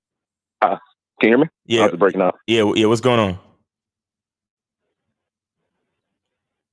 Yeah, good afternoon, gentlemen. Now, I was just had a question on like kind of what I just said, like when you woke up and you talk to the groups of women, and you're saying you're just kicking back, you're having a good conversation, and stuff is flowing. You talk to the group of women. How long should you let that conversation last before you end it? Before you talk yourself out of the pussy or you talk yourself into the friend zone? I say, realistically, it depends on the vibe. It depends on the situation. But I say you want to end it when the buying temperature is high. Okay, so what I mean by that is you have to understand and this is why you guys need practice, because y'all want to take an answer to this question and just try to apply it to the very next situation where it's just not gonna always go that way. But what I'll say is you want to end the conversation on a high note. So like, let's just say you say something super clever and all three of them laugh. You be like, hey, hey girls, it's been really, really fun. And all of y'all are some dope ass people. Let me give y'all my number. Take out your phones real quick. All of y'all take my number and we could hang out again sometime soon. You know what I'm saying? Maybe one of y'all could text me and we could meet up at the next party or at the next event, blah, blah, blah, blah, blah, whatever it is. And then you say, y'all have a good night. Peace. You understand? Because when you it's called buying temperature, right? Buying temperature is like when you hit a high point of the conversation, meaning when you make them laugh, when you say something profound or interesting that makes them see your value, that's when you want to do it. You want to close on a high note. Just like when they say, when, as an athlete, you want to exit at the top of your game. You understand? So you in the middle of the conversation, the conversation been going on for a couple of minutes. And then at one point you say something really funny or you say something really cool and they say, ooh, you smart, you this, you that. You be like, hey ladies, it's been great. I got some other people to go talk to. But before I leave, let me give y'all my number. Take out your phones.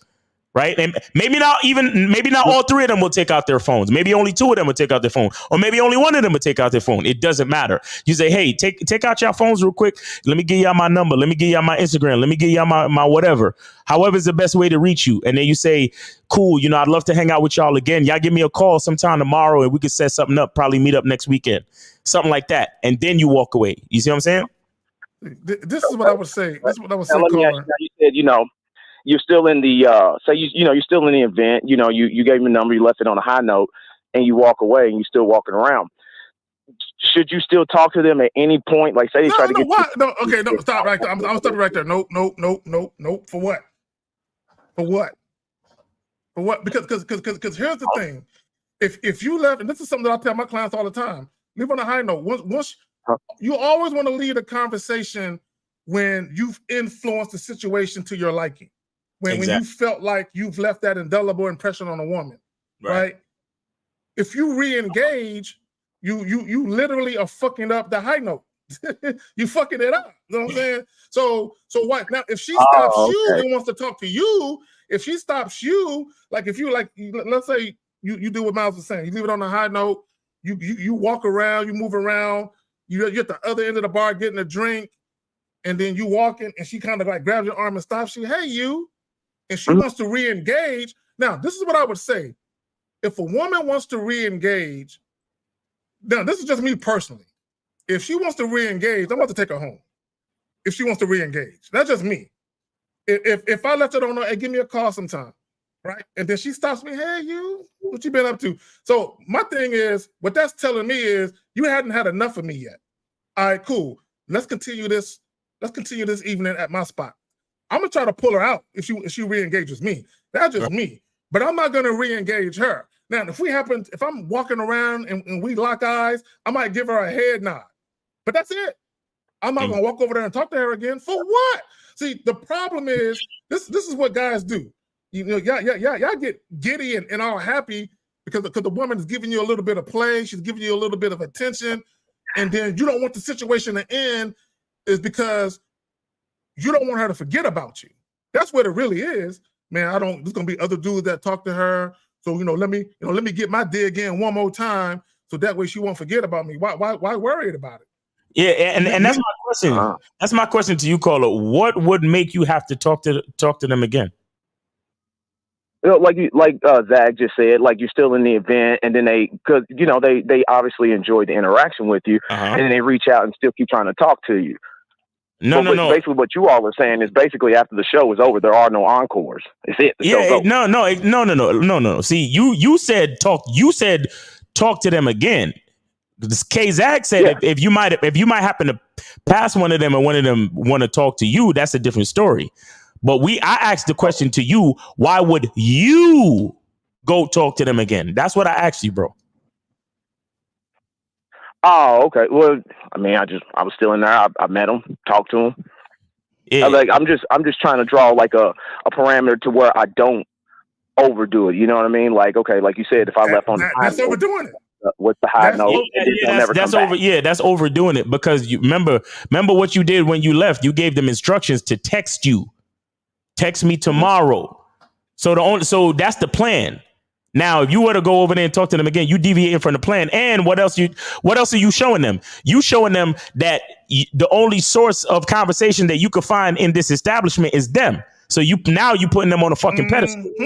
If there's nobody else to talk to, if there's nobody else to talk to in the establishment, what do? You either get yourself a drink, go over to the side and chill and wait for new blood to come in through the door, or you shake the spot and go to another fucking spot. That's the problem with a lot of y'all niggas. Y'all so fucking dependent on attention. Let the bitch depend on attention. After you give them a little bit of attention and you ended on a high note, shake the fucking spot. Go to another spot. Holler at some more bitches. Y'all niggas get so invested on a single bitch or a single group of bitches. Like, you think, all of a sudden you think they're your friends now? Like, now you gonna go back over. If there's nobody else to talk to in the spot, now you gonna go back over to them again and continue the conversation? What the fuck is wrong with y'all niggas, bro? That's why y'all niggas fail so much, because, and not you personally, caller. Remember, when I'm talking for everybody that is under the sound of my voice. So keep cooking. Go ahead, man. Keep so going. what I'm saying is, so many niggas get so invested. It's like, just because you had a decent, cordial, and positive interaction with a bitch or a group of bitches, it's like, let me go back over here and talk to my friend. No, nigga. If there's nobody else to talk to in the spot, shake the spot, because what you don't want to happen is for them to get used to your presence. And if they get used to your presence, then there's no reason to call you later. There's no reason for them to call you later. You understand? So because you want to give that. That's another thing. You want to add to the mystique. You want to be a mover and a shaker. You come into the spot. You start a couple of conversations. Like I say, you imagine you come in there and you do what I say. You come in there. It's a group of two. So you go over there to holler at a group of two. You give them your number. You end it on a high note. Then you got a group of three over here. You do the same thing over there. And you got one more group over there. Then you do the same thing with them. And then you bounce. And check it out. All of them bitches is gonna be looking for you. Like, damn, where did that cute, charismatic guy go? Damn, I think I saw him leave a minute ago. Wow, he must know all the people in the spot, or he must know all the cool places to go. I'ma definitely call him. But see, the nigga that's gonna hang around and be like, hey, so there's nobody else in the spot to talk to. Let's keep talking. They're gonna be looking at you like, yeah, you kind of annoying though, nigga. Like, you can't find nobody else to talk to. You ain't got no place else to go. What's up with this nigga? Why he all up under us? And is this what I have to look forward to if I do call you next time? Nah, I ain't fucking with this nigga. You get what I'm saying? Clingy ass nigga. You basically you just lowered the value. You just lowered the value. So you gave it all away. Let me tell y'all something real quick, Zach. Real quick. Okay, go ahead. You got it. Remember, Lucario gave y'all an example, because we did the infield coach. And Zach, please remember what you was about to say, but I gotta add this. No, I got you. Lucario told y'all the example, because we did the infield coaching in Vegas. There was a guy with us.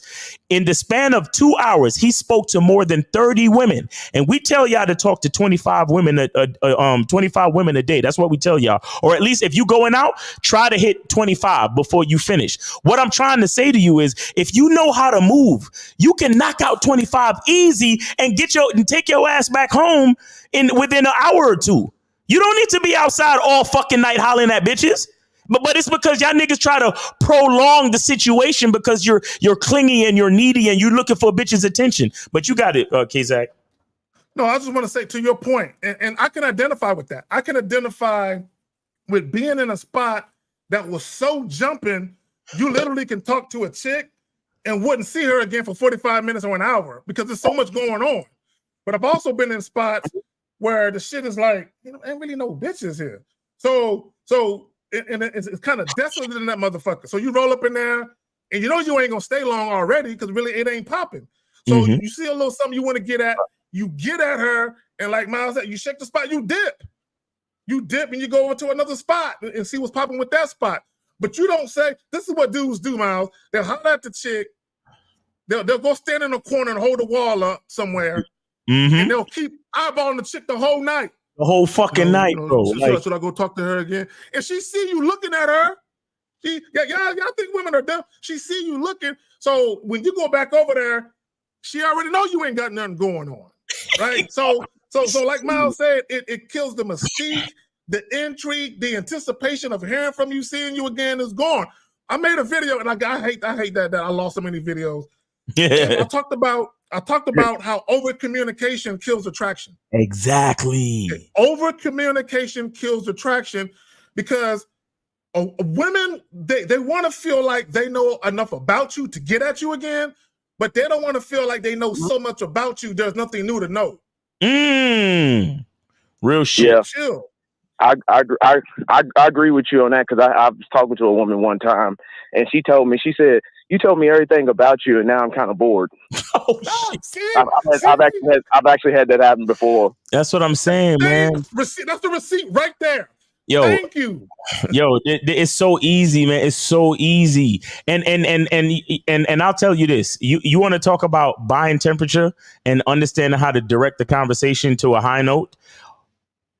I tell you guys this all the time to surround your energy and your mindset in gratitude. Surround your energy and your mindset in gratitude. Did you know that you could literally go up to a group of women and ask them what they're grateful for?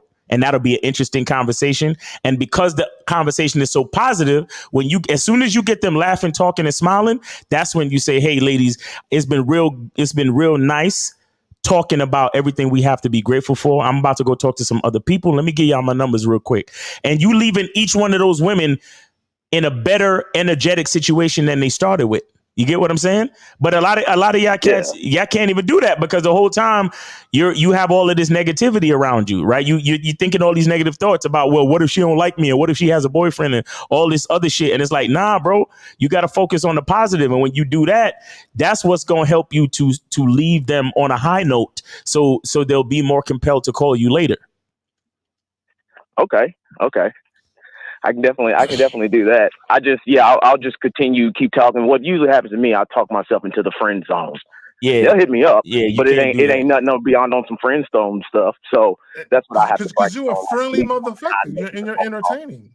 Yeah, and here's the thing too. When they call you, remember, you still ain't. No matter what, you still ain't got nothing to lose. When they call you, you don't have to be on no platonic shit. You understand? When she called you, be like, hey, what's up? This is such and such from the sports bar we met the other night with, it was me and my girlfriends and stuff. That's when you could be like, oh, I was hoping you, and it don't matter which one calls you. All you got to do is say, I was hoping you called me too, because you was the sexiest one out the group. I wanted to holler at you directly, but your friends was there and everything like that. What you doing this weekend? We should get together, just me and you, for a drink, because I think you sexy as shit, and we need to talk about this and see what this chemistry is about. But see, when they call you, hey, how's it going? I remember, we were talking. Yeah, it was a great conversation. Hey, how's it going? What'd you guys end up doing that night? Oh, that's cool. That's great. All right. How's Stacy doing? Yeah, I remember. Yeah, Stacy's crazy. Yeah. That's the problem. Exactly. You see, it is. Yeah, how would I know that? How do I know that? Exactly. You feel me? We always know. You know what we like, Miles? You know how when your mom will know you did some shit and you think you're getting away with something, but your mom already know. She already knows. She asking you a question. She already know the answer. She asking you for you to be honest about what you're gonna say, because she already know the answer to it. Facts. So this is the problem, caller. Hold on, caller. Listen real quick. Listen real quick. Here's the problem: is you guys, you're so invested in trying to be friendly. You're so invested in trying to get a woman to like you. Here's the problem. Here's the thing with the friend zone. When women put you in the friend zone, they do like you as a friend. They do like you. So you achieved your goal. You're likable. Okay? She just don't want to fuck you, right? Because there was nothing about you that made her say, I desire him sexually. There was nothing about you that was appealing sexually. You got friendship appeal, which is why you're in the friend zone. Exactly. So then let me ask you, so when y'all say, like, when we even engage with those women off top, we should start with the, be more sexually appealing, because when they hit you up, say at another time, they're going to, if you carried that conversation as a quote unquote friend, then it's going to be real hard to switch that when they hit you up later, trying to be sexually appealing when you've been friendly engaging with those women. Exactly. But yeah. Go ahead, No, I was going to say that, that positivity thing that I was talking about, you can be positive and still not be platonic. You can still flirt. You can still interject, you can still talk about sex. And again, shout out to K-Zag, because K-Zagan says this. He's like, you should always inject the word sexy or sex into the conversation. You understand what I'm saying? To safeguard from making the conversation too platonic. Because again, like I said, when you engage in a group of friends and you're engaging all of them like that, you have to walk a fine line between flirting and being platonic. Right. Because you don't want to you don't necessarily want to turn everybody off. You want to keep everyone's attention. So that's what I'm saying. You got to keep it friendly, but not platonic, meaning that it's friendly, meaning that I just met you and I'm being friendly. But anyone secretly, though, or not secretly, but I still need y'all to know that any one of y'all could get it type shit. You know what I'm saying? So here's what I'm talking about. Here's what I'm talking about. So you would be in a group of girls. You say, hey, ladies, how y'all doing tonight? What y'all celebrating? Oh, yeah, we just out having fun. Just a little girls' night. And then that's when you could say I hope y'all let y'all boyfriends know that y'all out painting the town red and all that shit. And then right there, it's going to be 2 or 3 of them that's gonna be like, shit, I ain't got no man. I ain't got to report to nobody. And so now you know who's single. Okay, boom. So now this one over here got a man. That these 2 over here is single. Then you can start saying some shit like, hold on one second. 713. Hold on one second. I think that's monogamous. Hold on, monogamous. So now at that point you could be like, oh, I see. Yo, y'all 2 over here trying to get in trouble, and this one is the one that's trying to keep y'all on the straight and narrow. Oh, okay. I see. Y'all the sexy, freaky ones, and she's the good girl. I see. You understand what I'm saying? So you're being friendly, but you're still talking about. So notice I use the words painting the town red. I use the words sexy and freaky. Do you understand what I'm saying? So I'm being friendly, but I'm still talking about sex. I'm still flirting. I'm still giving banter that has sexual innuendo. Now, like I said, I don't want to alienate anyone in the group. So that's when I say something, like I said, funny. So if I say something funny pertaining to the situation, or let's just say a guy walks in looking like every once in a while when I go out, there's always some dude dressed all weird and shit. You understand what I'm saying? And so, people love to people watch, right? So if a dude walk in a purple suit, you be like, that nigga over there, he looked like he won Pimp of the Year at the last Pimp's Ball, right? So you say something like that, and then all 3 of them start laughing. Oh shit, you crazy, blah, blah, blah. Where you come from? And then that's when you say, hey, ladies, it's been really nice talking to y'all, but I'm gonna get up out of here. But listen, take out your phones real quick, take down my Instagram, take down my number, and maybe we can hang out, paint the town red together some other time. Boom, boom, boom. Right? Now, the one that got a boyfriend, you're not going to hear from her. More than likely, because she got a boyfriend.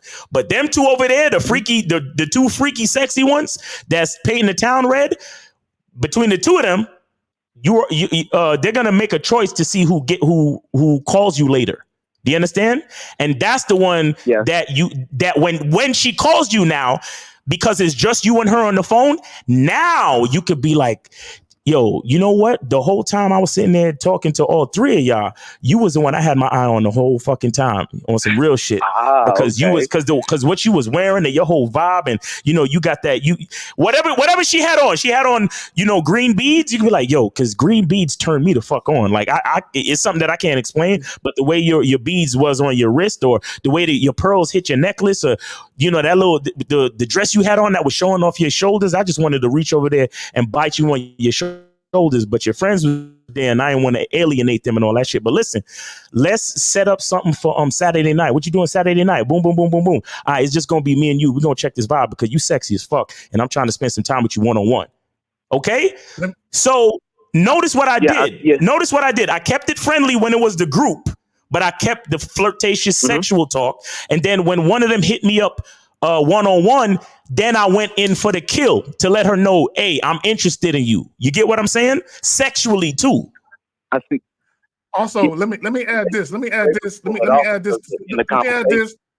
Okay, Colin, let me add this to go a little bit deeper with the psyche of that woman's mind based on what Miles was saying just now. Right. So I like to refer to it as appealing to a woman's feminine sensibilities. And what I mean by that is if women are in a group and they're talking to a guy there's probably going to be one woman out of the group that wants that guy the most. And she is going to feel like, I hope he's feeling me. I hope none of these bitches get him. I want him, right? So let's say Miles is having a conversation with that one.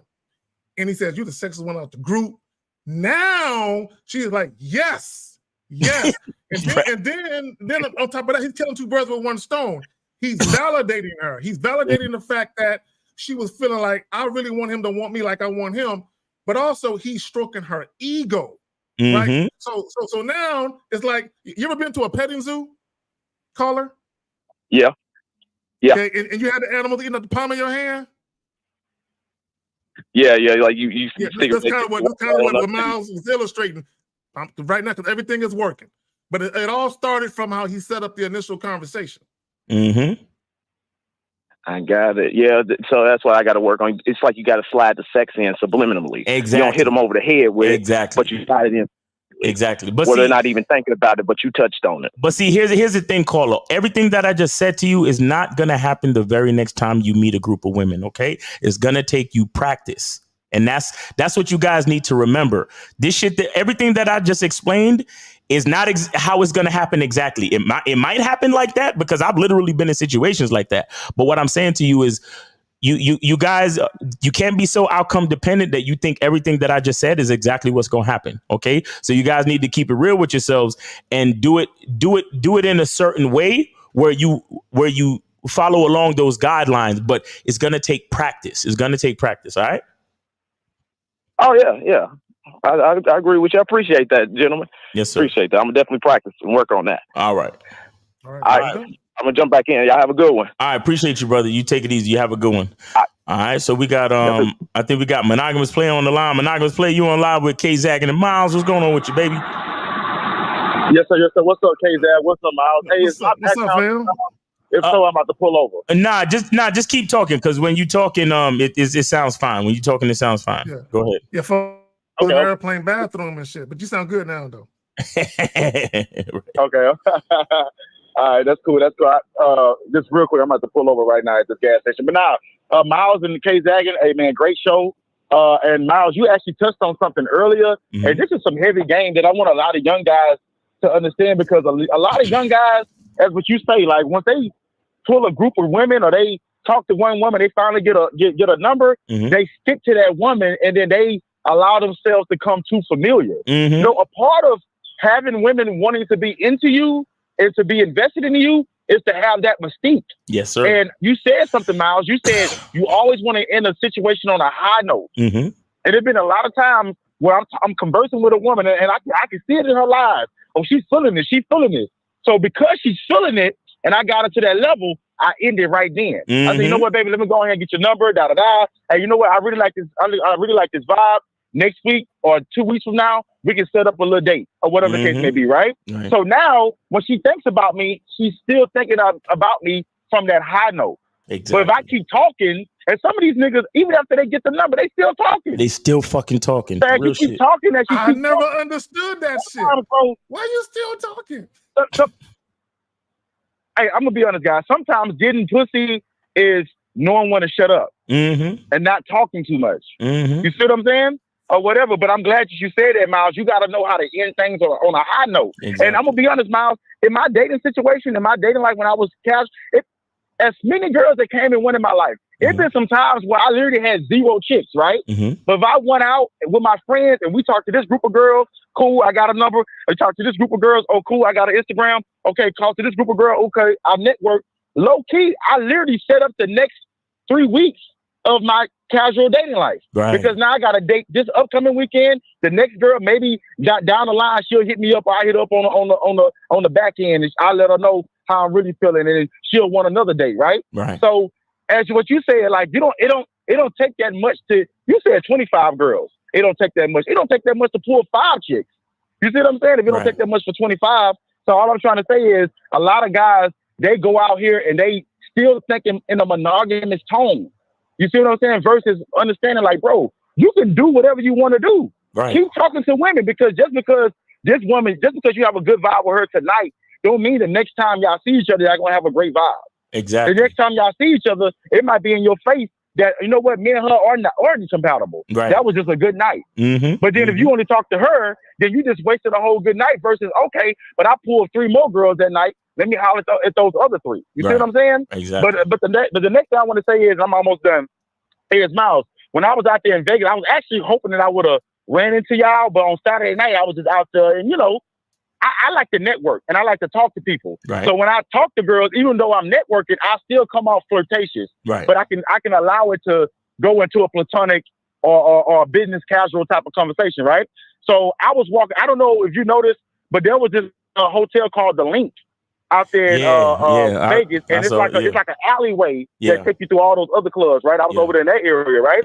So it was these 2 girls that was in front of me, right? And they had on some short dresses. I'm talking about them ass. The thighs and the ass and the legs are just popping, right? And I'm a nigga, you know, I'm a coconut oil type of nigga, right? And I love to look at legs. Right. So I was behind them, so I let them know. I was like, hey, y'all, I'm gonna be honest. Y'all got some fine ass legs. I could walk behind y'all all night. So they started laughing, right? So when they started laughing, that gave me the indication of to stop them. I said, hold on, let me talk to you real quick.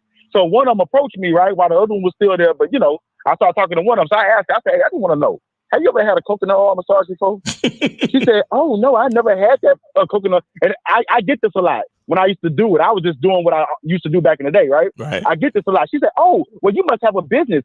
Can I get your business page? I said, well, I actually don't have a business.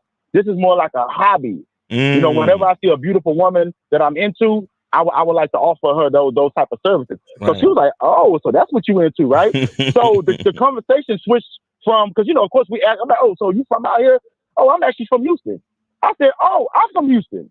So we just started talking about that, and to come to find out, they're teachers too, just like I'm a teacher. Okay. There we go. So we just networking at that point. So now we exchange Instagram, because I let her know, hey, I have a math YouTube page, and also tutor if you know anybody, whatever.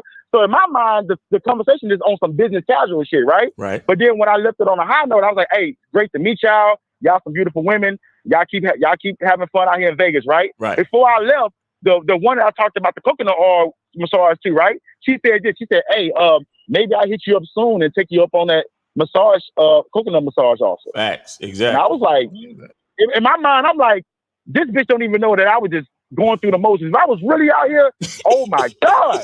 And them bitches was bad. I ain't gonna even lie. Them bitches was nice. And all I'm trying to say is, guys, a little bit of flirtation, but you still have something to talk about, and you can keep it business casual. Right. Like even what you said, Miles, it been some times where me and my friends, we pulled girls and we got all of their Instagrams, right? But the ones that are really feeling you is the ones that's gonna pop back up after the fact. Exactly. So then the one that you was really kind of feeling after the fact, you can let her know what you said. Hey, I'm gonna be honest, the whole night I was really kind of feeling you, and I just want to see how okay, baby, we can do this and we can do that. Then all of a sudden, you know, her friends know that you fuck with her. You see what I'm saying? Exactly. That type of shit, guys. But I ain't gonna hold y'all up. I'm about to go watch these football games. Y'all have a great day. All right, cool. You too. My squad, the youth about to play. So yeah, I gotta check that out. I want to point out something that both. I'll kill the lines right now. Kill the lines. Yeah, we're about to end it. Yeah. I wanna speak on something that you and Monogamous alluded to. Yeah. Both of y'all spoke on humor. Humor is a great icebreaker to get into a further conversation. Let me explain something to guys, right? Because when we talk about flirting, there's really 2 types of flirting. There's playfully flirting, and then there's sexual flirting. It's 2 different things. A lot of women typically flirt more than men, but it's really playful.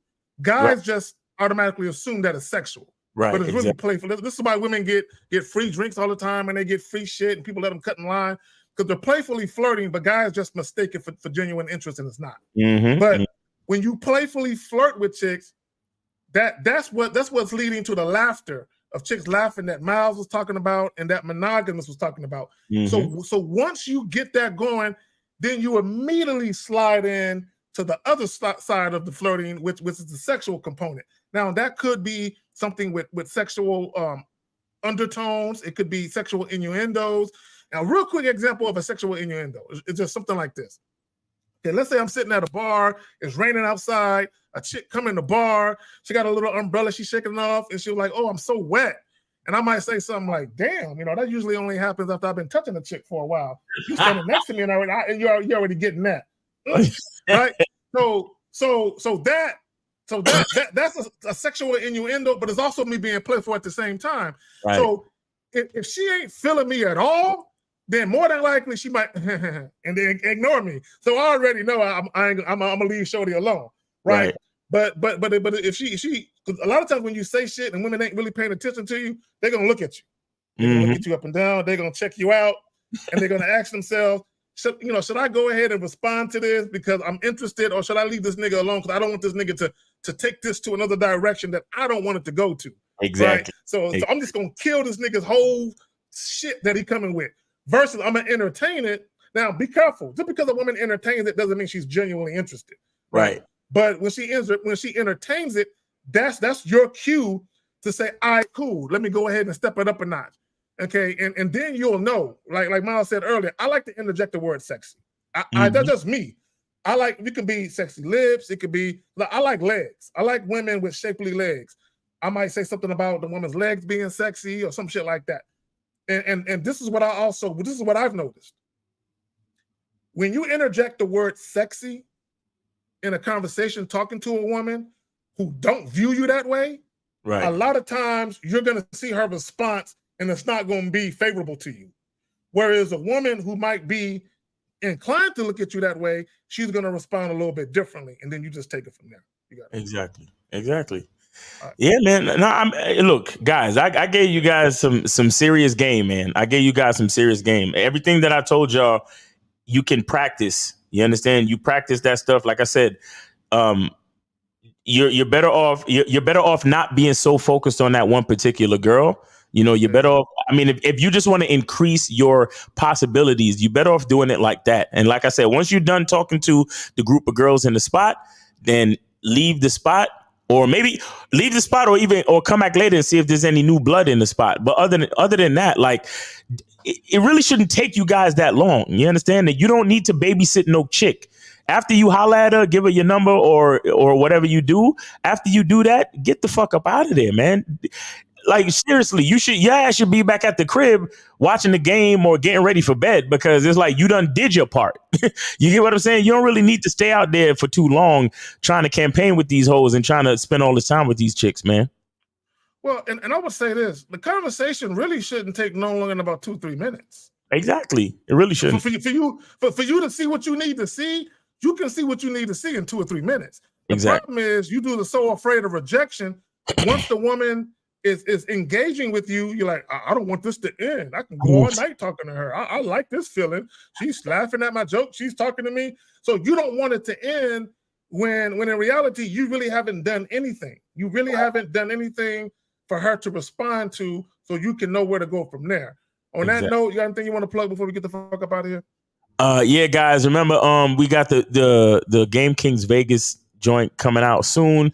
If you're already on the memberships, you will have access to it. If you're not, you might want to join the membership, and you'll also be able to purchase them separately. And make sure you go to at Miles in the Game on YouTube, and at Miles in the Game on Instagram, because I'll be doing my morning lives, and you can also get the soap, and you can also schedule a consultation.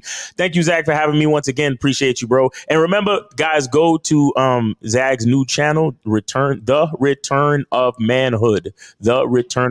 Make sure y'all subscribe, man. Appreciate y'all. There we go. Real quick, everybody like the video. Like the video on Miles's end, my end, on the Facebook end. Facts. All you gotta do, like the video. And it ain't too late for y'all to donate, as we about to bounce up out of the motherfucker. $ Miles in the Game. The QR code is right there. $ KZaggin20 right there. The PayPal joint right there. Thank you, girl. Thank you. Appreciate that. And your boy's birthday is tomorrow. You know what I'm saying? So you can give me an early birthday present. You can donate some shit. You know what I'm saying? So that way I can go out and buy some drinks for a chick on y'all money. I'm just you trying to what's the name? You trying to trick for these hoes? Oh, hell no. I couldn't look myself in the mirror if I did that shit. You know what I'm saying? But on that note, hey, thank y'all for tuning in. Much love to y'all. Tomorrow, real game, no theory. 11 o'clock Central Standard Time. Be there. Come fuck with your boys. Shout out to the Real Game No Theory podcast. We'll fuck with y'all tomorrow. Hey.